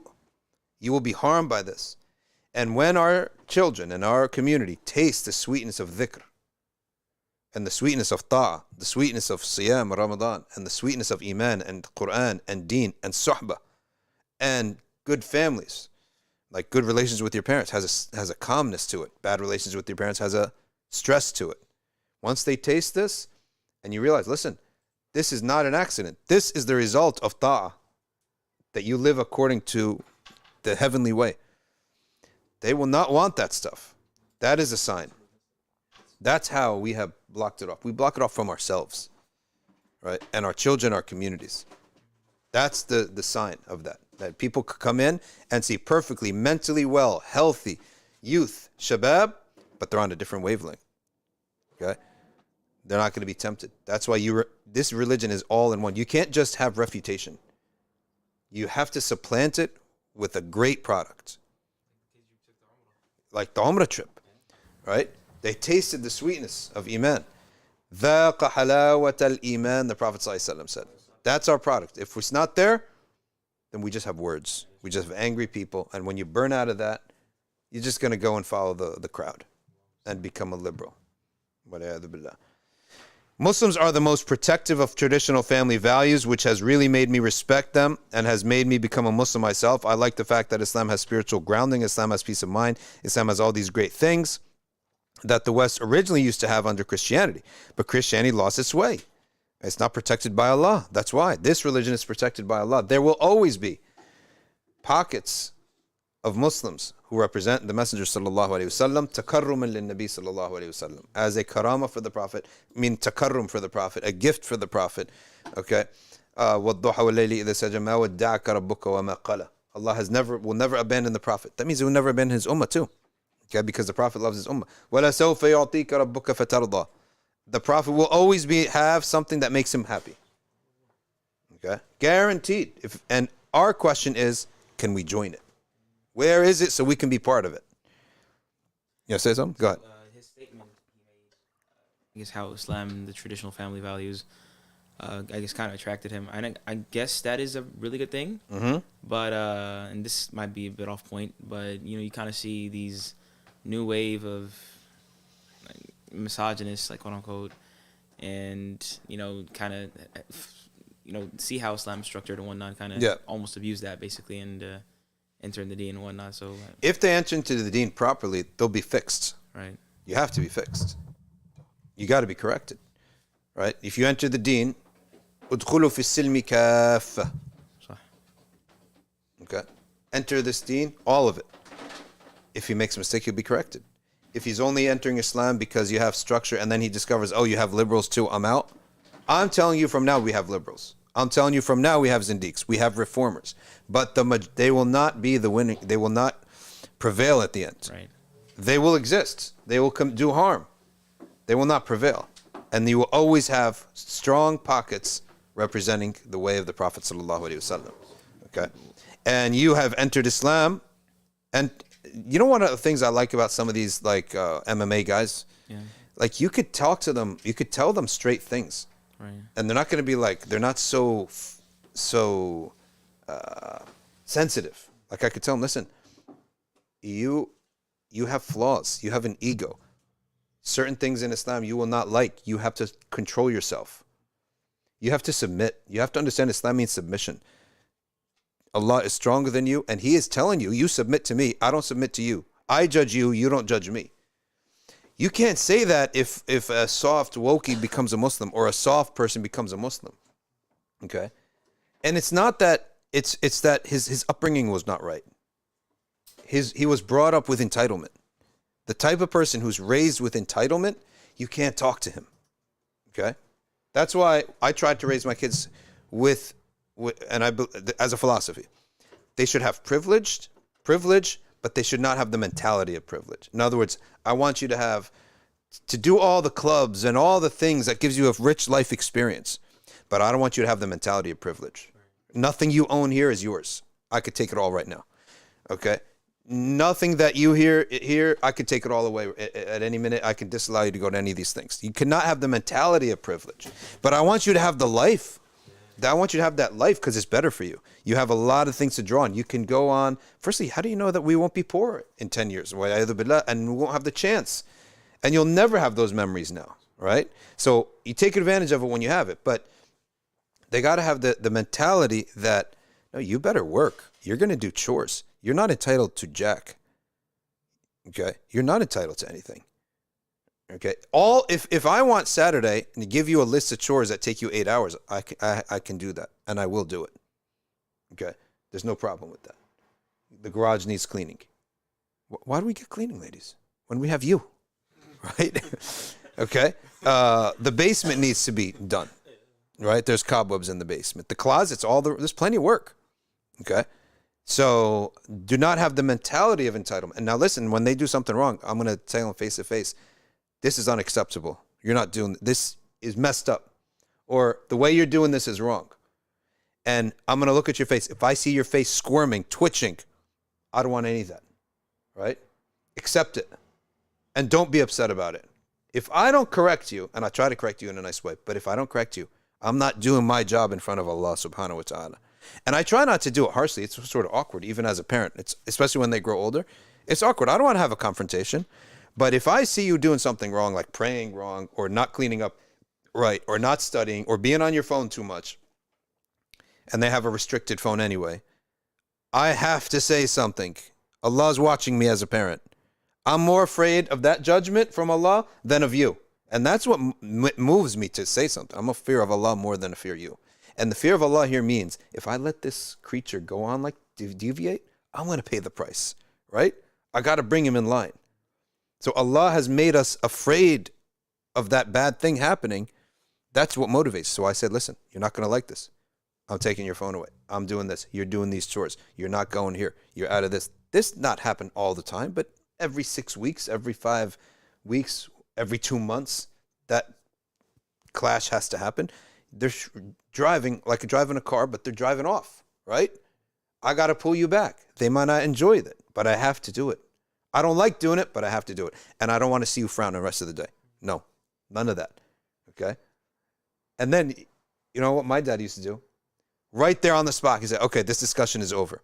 Then he'd say a joke, and it'd make me laugh, right? And it's like a button. You're a switch. And it's like, wait, I'm a human. I was upset by this talk, right? But he's like, no, stop being upset, okay? You have to switch, turn on and off like a switch, right? So I have to say things that are upsetting. We raise our kids. And these tough guys, I've never met one of them, by the way. They're just like, I don't know what they're like, these right-wing guys. I never met any of them. Maybe I want to get one of them on the stream one time. But I think that you could tell them the truth. Say, listen, you will see what you don't like in Islam. And by the way, you're Islam. Let's see how you last. Let's see how long you last. This is another phase that you're in, all right? Because you want a sturdy, solid Muslim. The foundation has to be solid. A lot of people convert, and their upbringing was soft, okay? Their upbringing, you couldn't tell them, the truth directly. You had to sugarcoat everything and put it all, and we're all like really nice and all that stuff. And it takes a long time to get from point A to point B. But these guys, they can get to point A to point B straight. Okay? And that's what I would tell them. That's if I had the chance. It's best for them to get that medicine right away. Okay. Also, I think for a lot of these guys, there's a huge ni'mah in having having children as well, because it really humbles someone like that. Totally. You have a little kid, especially a daughter, let's say. Mm-hmm. It really humbles those kind of people. It also takes you away from the nonsense you were doing. It gives you real life, like real. Now, who was the person that somebody said we shouldn't be too happy with him? We shouldn't be, because he advocates violence. Does anyone know who they were talking about? Huh? No. Someone said on Twitter, be careful from advocating for this person or being excited about him because he advocates violence. I don't know who it was, but it was talking about the guy that we're talking about that converted to Islam. Burgess. So yeah, apparently some of them are saying that he was a right-wing extremist, and now he has some weird practices as a Muslim as well. Like an ISIS guy.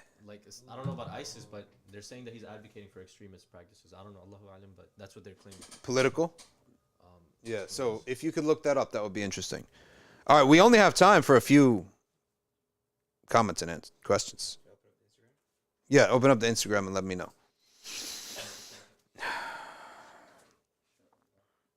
And this philosophy that I'm advocating for, every one of you can do it when you raise kids.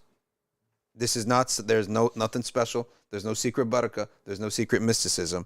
There's no secret books here. Everybody can do it, right?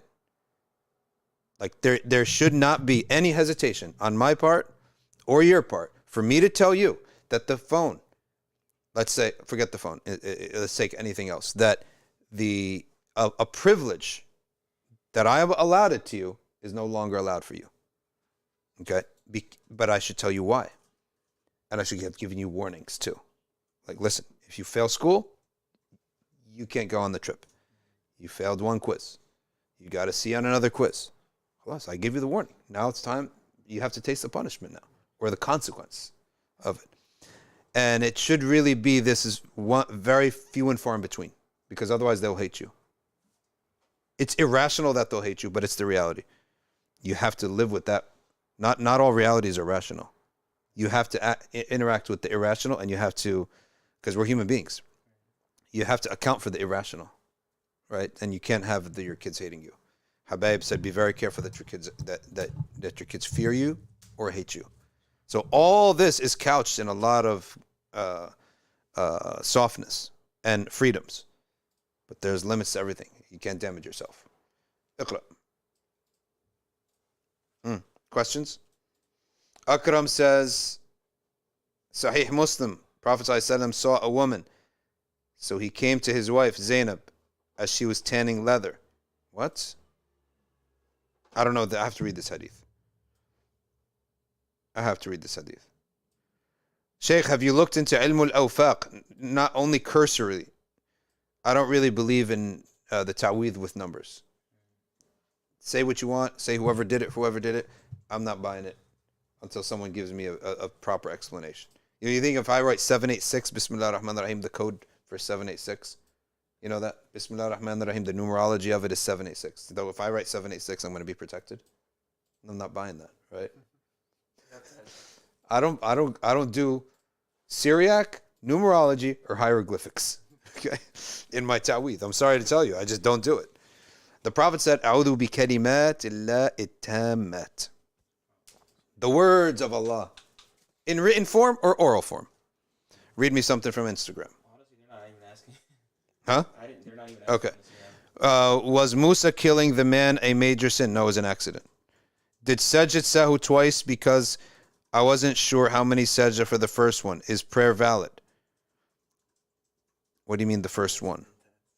What do you mean the first one?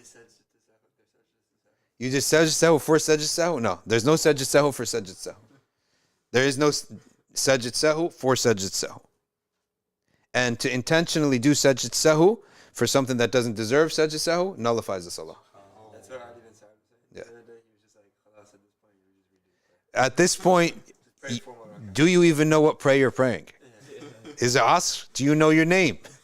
Okay. No, I'm just kidding. But just repeat that prayer, because to do Sajdah Sahw intentionally for something that does not require Sajdah Sahw nullifies the salah. Yes.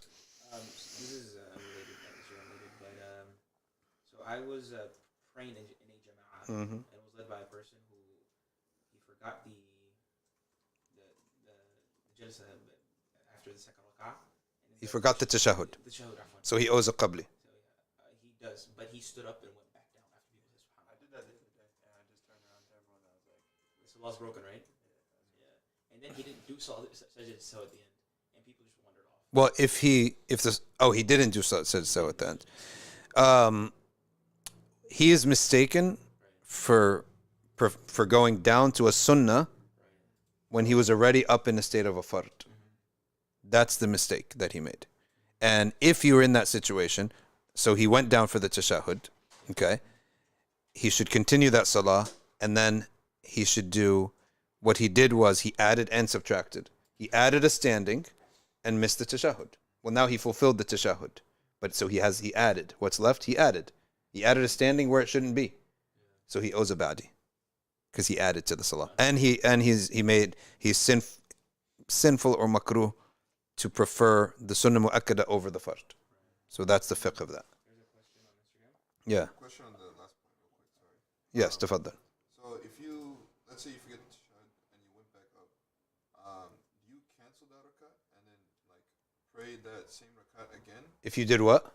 Like if you forgot the tashahhud and then you went back up. No, you don't cancel that. If you miss a sunnah mu'akkada, the rak'ah stands as you count the rak'ah. You don't cancel the rak'ah because tashahhud is sunnah mu'akkada. What you owe is a qabli. A sujood, 2 sajdah sahw before salam. Before is a salam is a qabli. If you miss a fard, if you miss fatiha, if you miss the ruku'ah, if you miss one of the 2 sujood, and then you'd realize that after when it's too late, in your mind, cancel that whole rak'ah, and in your mind, shift the number of rak'ahs on up 1. So if you were on the 3rd rak'ah of Asr, then you realized, wow, I totally forgot a fard in the 2nd rak'ah. Then in your mind, immediately, you recalibrate your intention that you're now on the 2nd rak'ah of Asr, not the 3rd. That's if you miss a fard. And then you owe a ba'di because you added to the salah. Okay? stuff like this is what will break like these super hard right wing guys. Yeah. Like, wait, can I make 3 sentences? Yeah, exactly. You're done with, yeah. I don't even know how to pray, he's going to say to himself. He's going to be humbled. He's going to be humbled. Huh? Akhdari is. Matn al-Akhdari on sujood sahw is complicated. I tell my students, we're going to read it. This is not how we're going to do it. We're going to do it the way it is in the Risal and the other books. There are 8 sunnah mu'akkada. If you forget one, you do either a qabli or a ba'di, depending on whether it's a deficiency or or you added, okay, or an addition. And for the fard, you miss a fard, cancel the rak'ah in your mind, and then go up and start that rak'ah afresh, okay. And if you forget a qabli, a sujood sahw before the salam, because of a deficiency in the salah, and you forget to do it, you may do it provided that you haven't changed the subject from salah, nor gotten up from the salah, nor too long has passed by. Like you sat for a long tasbih, for example, and dua and recited different awrad and stuff. That's a long time. Or immediately you started talking about the dunya. Or you got up and left. So you broke the prayer. You're not in the vicinity of the prayer anymore. You repeat the whole salah. For a ba'di, sujood sahw after salam has less impact. Okay, you can do it whenever, even if you broke the salah. Okay, even if you talked about the dunya, you went home, and then you remembered, oh, I added a 5th rak'ah. Just do the ba'di right there. But if you prayed Isha in the masjid by yourself, and then went home and realized it was 3 rak'ahs I prayed, not 4, right? Then it's nullified because you got up, you're out of the salah vicinity now. See how easy that is? It's so easy. And the 8 sunnah mu'akkad are 8. That's very easy what they are. Okay, the out loudness, the silence, every takbir besides the first takbir. And I don't do what Akhdari says of 2 takbirs, 3 takbirs. Who has time for that, right? He's confused in the first place. Any takbir, right? Saying Sami Allahu liman hamida, both tashahuds, sitting for that tashahud, and sitting for, which one did I miss? Sinani, Shinani, Jimani, Kada Jimani, Ta'ani Adda Sunan al-Thaman. Takbir, Tahmid, Jahr, Julus, sitting for the tashahud, reciting out loud, silence in what should be, the surah. That's the surah after Fatiha, right? You're only allowed to put the surah after Fatiha in the first 2. You're not allowed to put it thereafter. And you have to put it in the first two. You miss any of this, you owe sujood sahw. If you added, you do the sujood after salam. If you decreased, you do sujood sahw before the salam.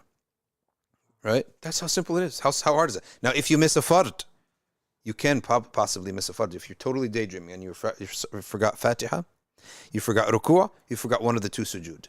Okay? Just in your mind, the moment you realize that, cancel that rak'ah. Start it all over. And you owe a ba'di after that. Because you added to the salah. How simple is that? Boom. Right? That's how simple it is. So, Reviving Art asks, well, it's kind of, it looks like a two-part.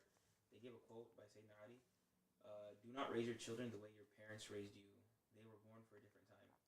And Reviving Art asks, elaborate, please. It's on social media. Good question. Very good question.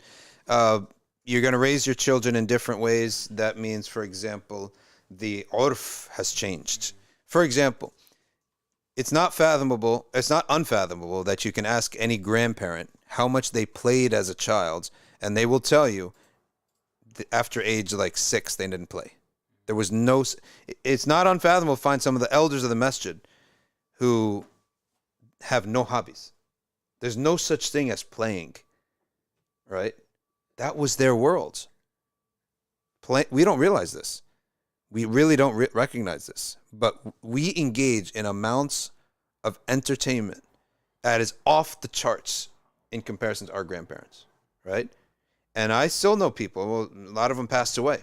Their life was either fixing stuff around the house, the maximum. Their form of entertainment was to grill meat on a steak on the grill and have a cup of tea, right?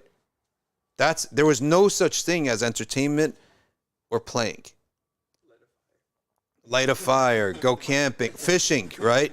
Everything was functional. Fishing for the family, hunting for the family. Everything was functional.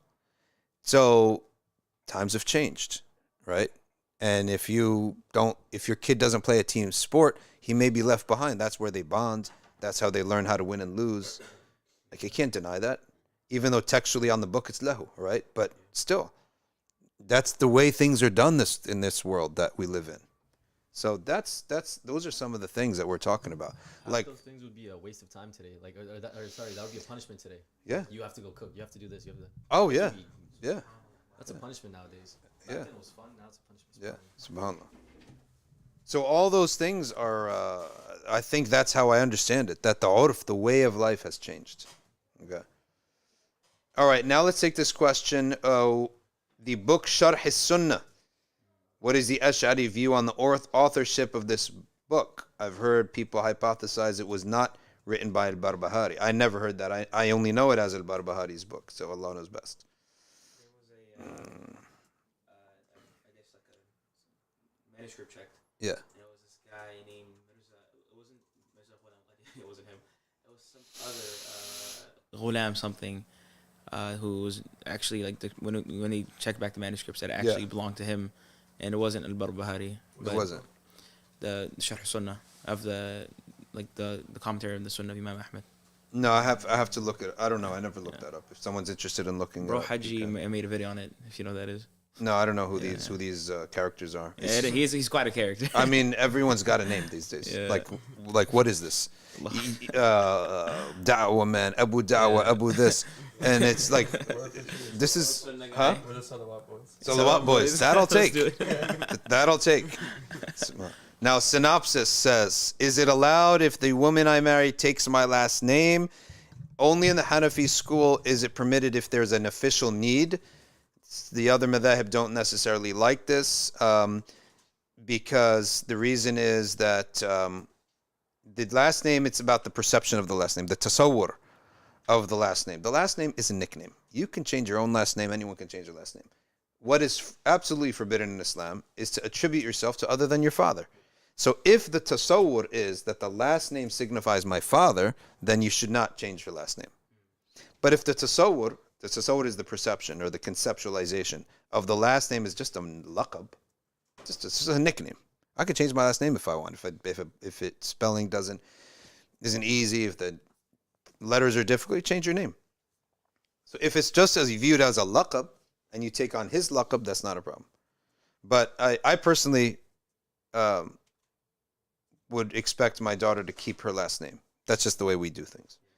Nouri says, if a non-Muslim asks to visit a masjid with me, can they come for Jum'ah? Yes, in the other masajid, but in the other madhahib, not in the Maliki school, but in the other madhahib, yes. But she should dress appropriately, the clothes of salah. When you go to the masjid, you dress as if you're in salah, in the musalla area at the very least.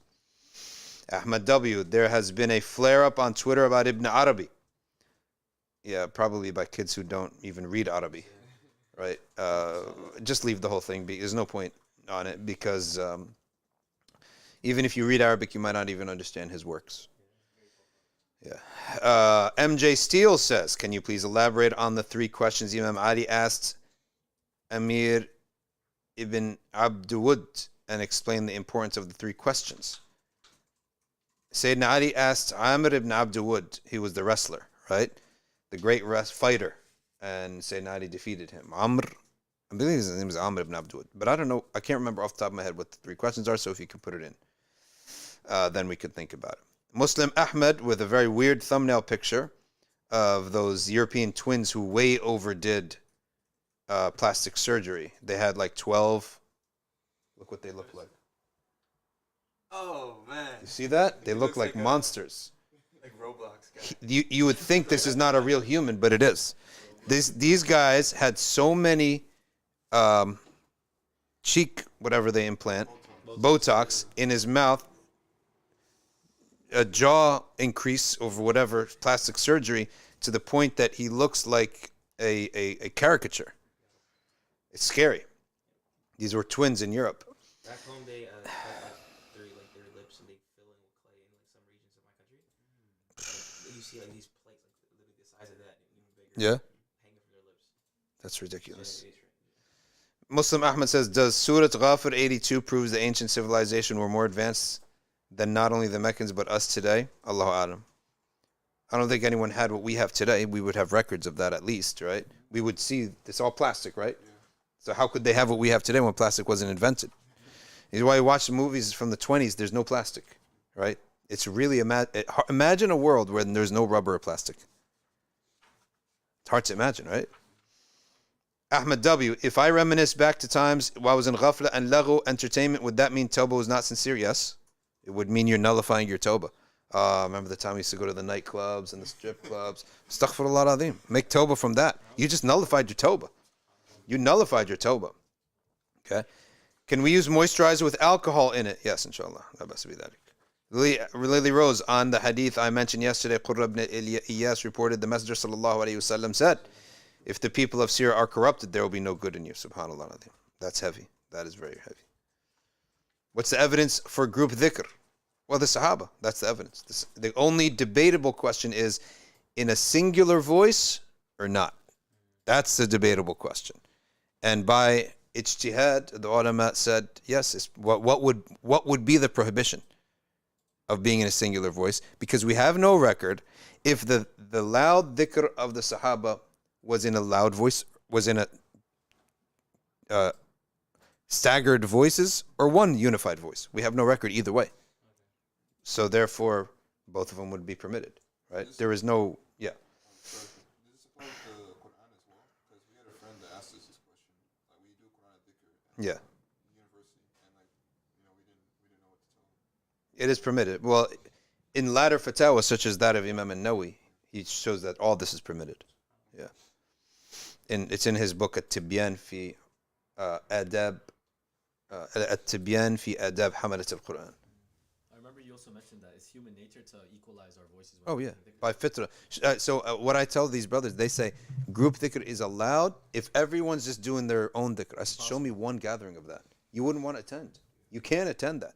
And if you start saying La ilaha illallah at your own pace, you at your own pace, you're at your own pace, me at my own pace, and Ryan at his own pace, I would say within 2 minutes, 3 minutes, we would all be unified. That's the nature. Harmony.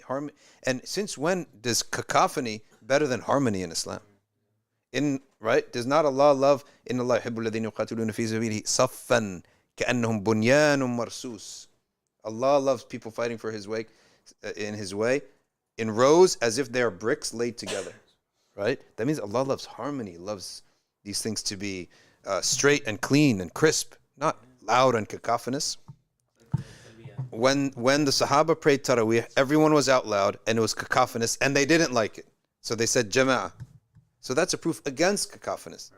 Cacophony means everyone's voice is separate. Did not the Prophet ﷺ say that if your Ameen matches the Ameen of the Imam and matches the Ameen of the Malaika, all your sins are forgiven? So harmony is rewarded. Harmony is good. Find me any Labbaik Allahumma Labbaik, Hajj group, Umrah group, saying Labbaik Allahumma Labbaik separately. So, and is it therefore rewarded that if I find everyone saying Labbaik Allahumma Labbaik in one voice, that I say, hey, everyone stop and be different? That should be the sunnah then. I've never seen that. You never see that. It's not a thing. Say, everyone, be different in your talbiyah. So the debate, if anyone who understands the mas'ala, Hanabila, everyone, the debate has nothing to do with dhikr out loud in a group because there's too much evidence for that. The debate is in one voice or not. The second debate is, can you schedule it or not? Like, let's all meet here on Friday and do dhikr. So wait, why would that only apply to dhikr? That should apply to everything then. Can I schedule a podcast? Can I schedule a Quran class? What's the dalil against scheduling? Rather, if I look at it, the sunnah of Allah is scheduling. Fast Ramadan. Fast in the day, not in the night. Right? Make Hajj in Dhul Hijjah, not in Dhul Qada. Okay? Assalamu alaikum, champ. How are you? Ali Kawaga, let me read this first and then you give me the Instagram. What happens if a person hates his dad due to practice of people of Lut? That means the dad practices the action of Qawm Lut. How can you deal with him when he doesn't want to repent and admit what he does is wrong? That type of person is no different than the dad who's a pagan, for example. You have good company with him in the dunya, but you stay away and you don't agree with him nor support him. And if it's a worldly matter, you can keep his company. Only because he's his dad. The dad and the mom are the only exceptions. Everyone else, you would cut them off. Okay? You would not keep their company at all. But the parents have an exception. So on matters that are not related to this dunya, then you can, to the deen, you can support them, go out with them, eat with them, watch stuff with them, on all that. I feel like that even, like the amount of shame that brings is like pretty heavy though, for somebody. Yeah. Like I saw, sometimes I watch these like intervention videos where people are addicted to stuff, and this guy's dad became a woman. Oh my God. And he got addicted to heroin, and like, it's like, refused to see that. The kid broke, basically. Yeah. The kid got broken and become a drug addict. Yeah. I hope he's forgiven, to be honest with you.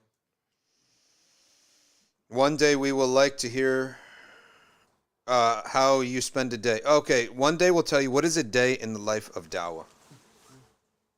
Right? It's non-stop. The morning is the quietest period of time.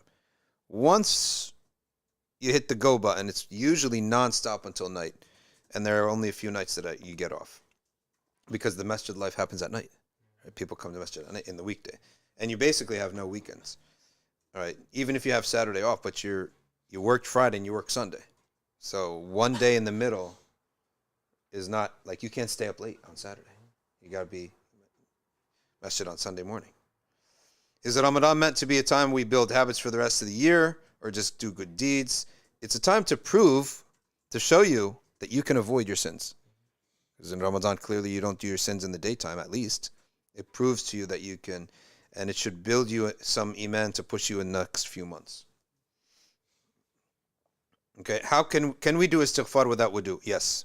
Istighfar is simply saying it with your tongue and feeling it with your heart, seeking forgiveness for Allah. Pablo, have you read Muhammad Asad translation of the Quran? No. He has some Mu'tazilism in his writing, so you have to be careful of that. You got There's a couple actually. There's only 3. Mm-hmm. One of them asks, is it required? Muhammad Gulishan asks, is it required to do Sajdah Sahw for Nafl prayer? Our sister Kaylin Joham asks, wealth is a valid criteria to look for when seeking a spouse. How to deal with potentials who make you feel like you're wrong / materialistic for having certain financial standards as a female. Okay, first of all, there's 2 opinions. Akhdari has one opinion, and there is another opinion about the nafila. That the one opinion is that you treat the nafila just like the fard when it comes to sujood sahw, and that's the easiest opinion. Okay. The other opinion, it has all these exceptions. That again, it just makes the subject matter very cumbersome. Like you're juggling and you can't keep up now. How many takbirs am I counting? If I miss a surah, did I miss the silence as well as the surah? It becomes way too much. So I treat the nafilah just like I treat the fara'idh when it comes to sujood as-sahw. And as for the other question was, if first of all, the moment someone makes you feel like that, then he's stingy. Stay away from such a person. Stinginess is something you don't want in marriage. If he's too poor for you, he's too poor for you. Move on, right? Simple as that. If he's already making you feel like that when you're not married, imagine when you are married. So, if all sincere dua is accepted, why do we have special times of acceptance? Because it's a left lane. All the routes of the highway will take you, but you have a power boost, stronger to get there. But yes, dua can be accepted at any time, but you have a power boost, why not take it? Is it true that if you initiate a good habit in Ramadan with sincerity, Allah will give you istiqamah your whole life? Allahu a'lam. Allahu a'lam. If you ask for it and you work for it. Should I memorize Ashmawiyya in English so I don't know Arabic? Memorize at least the list form of it. The list. At least that aspect of it. Okay. Can you explain what this means? The Mufti is a prisoner of the questioner. It means that if the Mufti can only answer what you're asking. And he needs to know the information from you and he needs to understand the question from you. That's how I understand it. I heard this is what happened with Uthaymeen's fatwa on the food, and he took it back once he realized that they didn't give him enough information. Yeah, so the part of when they talk about the Mufti is that he should be smart enough to know when he's being duped or when he's being tailored to answer the question a certain way. And he should know better than that. And he should pry for the information, right? That's necessary. Abdullah says, does a person with a stammer have to recite the Fard prayers out loud? He still does, yes. It becomes difficult, and speaking general out loud is difficult and exhausting. In that case, maybe there's a fatwa for him, but at least he should hear himself. Okay? But if it's truly a sickness, we should maybe see if there's a fatwa. Yasir Qadi made a video on how Sharh-as-Sunnah it cannot be attributed to Al-Barbahari. This is business for the Hanabila. Can we do istighfar without wudu? Yes.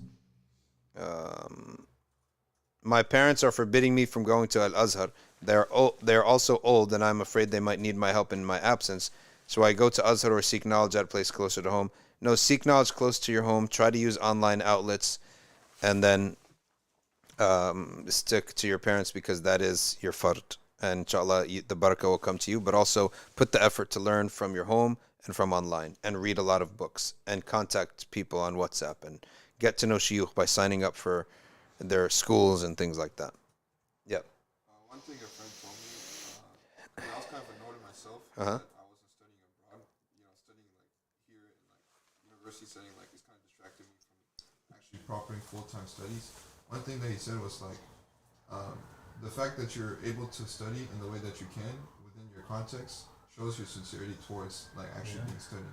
Yep. Because like a true student of knowledge or someone who wants to study will get anything that they'll take. They'll take anything that they can get.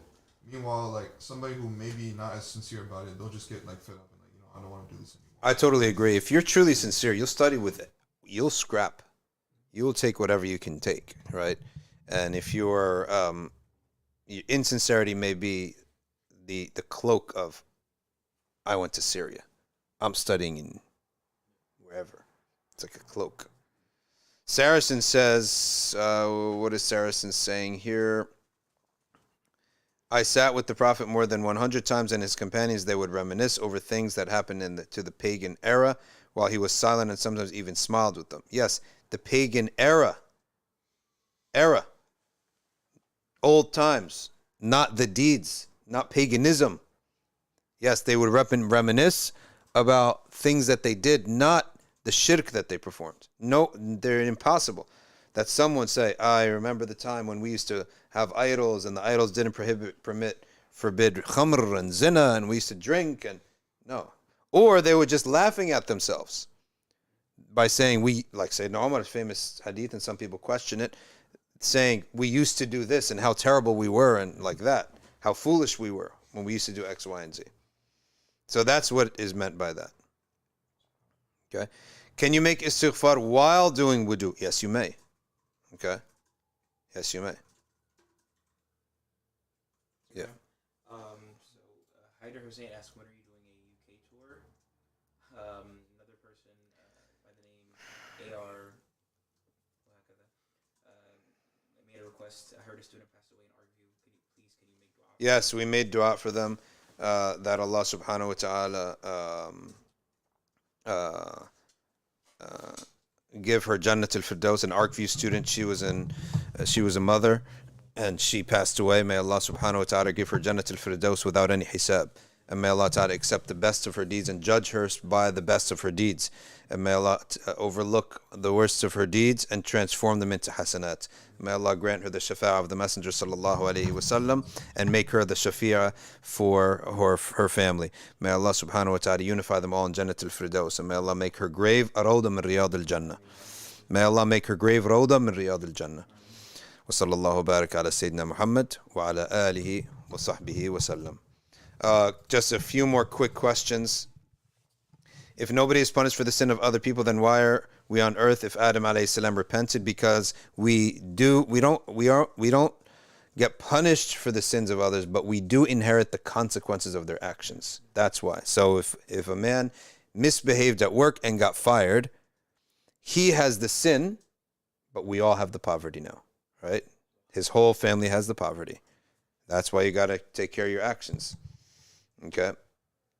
Do you recommend me memorize Murshid al-Mu'in and Risala by Ibn Abi Zayd? Murshid al-Mu'in. Murshid al-Mu'in. You don't have to memorize Risala. Memorize Murshid al-Mu'in. And the Risala has many things that are not in the Mashhur anyway. So just keep that in mind. Okay. Is it appropriate to give verbal dawah at work? No, you shouldn't. You're not paid for that. That's causing problems in the workplace. You're not paid to go to work unless the other person is accepting of it as regular conversation. But you are paid. You're not paid to go use the platform and use the access that you now have to these people for your own personal business, whether it's tijara or otherwise. So I would say no. I will be upset. Okay? I will be upset. I want you to work. You're here to pay 8 hours to punch keyboards. Okay? To push keyboards. Right? And you know how we feel about all these, what is it? Structural engineer. What's that stuff that makes no sense to us? Right? That it's that project engineering stuff that we haven't figured out what they actually do on the job. All these. There's so many jobs now, they cannot tell you in 60 seconds what is his function in the world. Right? I call them glorified group leaders and things like that. And yeah. How do you make wudu? How do you make istighfar while making wudu? You whisper it under your tongue, astaghfirullah la ilaha illa anta kuntu minadh dhalimin, while you're making wudu. That's okay to do. Is it better to learn the sunnah du'as, such as du'as of the morning and evening, or memorize some Quranic surahs? No, after you memorize what you have to pray with, then recite. You don't have to sit and try to memorize the awrad. Just read the wird. You'll memorize it by default. The wirds al-latif in the morning, ratib al-shahid at night. Just read them, and you'll memorize them by default. But read them, and then so it shouldn't conflict with hifz, because you're not trying to memorize those awrad. You don't need to. No one needs to sit there trying to do hifz of awrad. Just read the awrad, and you'll memorize them by default.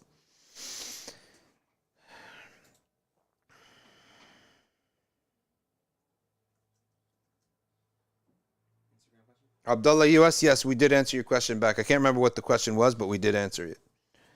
Instagram, go ahead. Sister Shazia asks, what is the best dhikr for anxiety? And Brother Muhammad asks, how long should a person, pray, He's missing a word before the next salah. Pray the previous one, yeah. There's no doubt about the dhikr for anxiety is a salah on the Prophet, peace be upon him. There's no doubt about that. I don't understand the second question. Yeah, he said, so basically, how long should a person pray the previous salah before he prays the next one? So you owe up to 5 prayers. If it's 5 prayers, then you just circle them and make them up whenever you can, as soon as you can. But let's say you missed Dhuhr and it's now Asr. You have to pray Dhuhr before Asr. Let's say you missed Dhuhr and Asr and it's now Maghrib. You have to pray Dhuhr and Asr before praying Maghrib. Up to 4 prayers. Once it's a full day, then you just pray the current prayer and make up the rest 5 when you can. What if it's like you miss Isha and Dhuhr time comes in the next day and you kind of remember? You missed Isha and Fajr and now it's Dhuhr. You pray Isha, Fajr, Dhuhr. What if you prayed Fajr and thought you prayed Isha but you didn't? No, then you just make up Isha. Okay. Yeah. Does that invalidate the prayer that you're going to pray if you missed the previous prayer? Some say yes and some say no. It's differed upon. Yeah. Anza Jama'ah says, how do we understand the hadith about a Christian and Jew will be in hellfire in the place of a Muslim? Yes, that is a hadith. That means that for every human being, there is a plot in paradise and a plot in hell. It's reserved with your name on it. If you go to paradise, there's a vacancy in the hellfire. Did you not have people who harmed you in the religion? They tried to make you kuffar. They tried to take you away from the right path. They will take your hellfire for you. And you will take their paradise. Didn't you not have a struggle? Did not Umayyah bin Khalaf struggled against Bilal and tried to torture him and make him recant his Islam? So the place in hell that was reserved, that will go for Umayyah bin Khalaf. And the heaven that was for Umayyah bin Khalaf, go to Sayyidina Bilal. Like that. Can't say that. I'm just giving an example. That's the meaning of it. These people harmed you, right? What spiritual places do you recommend to visit in Turkey? Well, if I go to Turkey, I would want to spend my whole time in Ayyub Sultan. And I don't know much about Istanbul beyond Ayyub Sultan. And all the other masajid. I go to all those masajid, but Ayyub Sultan to me is a special place.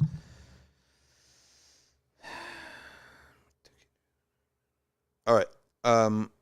Third time Saracen is asking this. متكئين فيها على الأرائك لا يرون فيها شمسا ولا زمهريرا. Mean that there is no sunlight in Jannah. No, it means there is no blindingness of the sun is not there. The blindingness and the coldness of the breeze is not present. But the sunlight, the beautiful sunlight that we like to see is there without the blinding nature of it, with no heat, and beautiful breezes come with no coldness. And there is no darkness in Jannah. There is sunset. That's it. Sunset. And then it comes back. The sun comes back. So I don't know, there's 2 suns, like in Star Wars. One sets on one side, then rises on the other. Allahu A'lam. But there is no sunset. SH says my question was skipped with an aghast face. So let's go to SH's question. I can't find it. Whenever you tell me your question is skipped, just put the question again. Okay, here it is. I live in blessings, youth, money, family. But the last property I bought had slight issues with its view. It's eating me and I obsess about it and I hate it. What can I do to be more grateful? The best thing is go around to the poor neighborhoods. Give them sadaqah, right? When you give sadaqah in poor neighborhoods, you do good deeds, but you also get to see how people live, right? You go how people live. And it brings the standard out. Secondly, if you're a property guy, you brought a property and then you regretted it, sell the property. Fix your mistake. There's nothing wrong with that. I'm debating all the time. Did we do too much patio and not enough parking? Good, alhamdulillah. We made a yeah. People underplay it. Yeah, they do. 10 cars in there. Yeah. 15 cars. If we park it properly. You do it right. Inshallah. I asked Fazl and That should be part of the brother's job, the security guard, his parking guy. oh yeah, that's a good point. I asked Fazl and Ajmeri to come together and come up with a plan so we could paint lines. Memorizing awrad is beneficial as one can read them when driving back. Yeah, it's beneficial if you need if and it's winter and you can't see, no problem. But you got phones now. The awrad's all on your phones too. But yeah, so of course it's beneficial. No doubt about that. Okay. What's your opinion on Ibn Rushd's book, The Distinguished Jurist Primer? Well, it's definitely one of the classics. There's no doubt about that. Bidayat al-Mujtahid, do you mean? Isn't it permissible to wear shoes on slippers in the Haramain? Yes, it is. At least definitely in the second floor. But even if needed in the first floor. All right, we got to stop here. Is there any last question on Instagram? Yep. Sister Amra Bintu, how can we overcome feeling hurt by someone that meant a lot to us? And how can we forgive and improve our... Someone loved you and someone loved you so much, but they hurt you.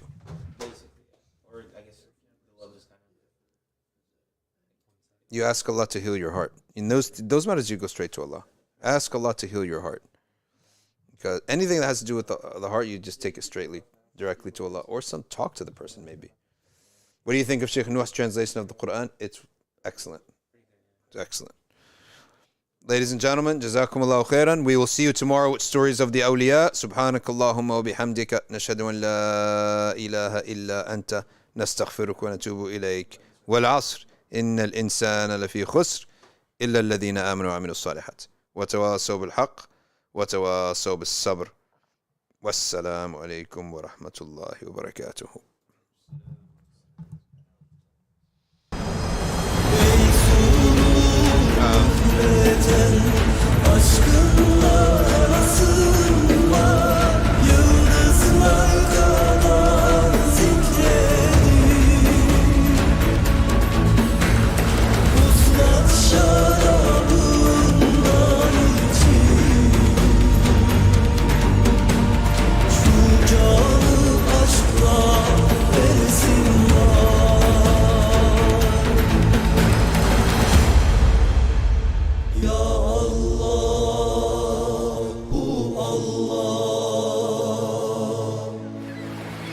Kalbe şiir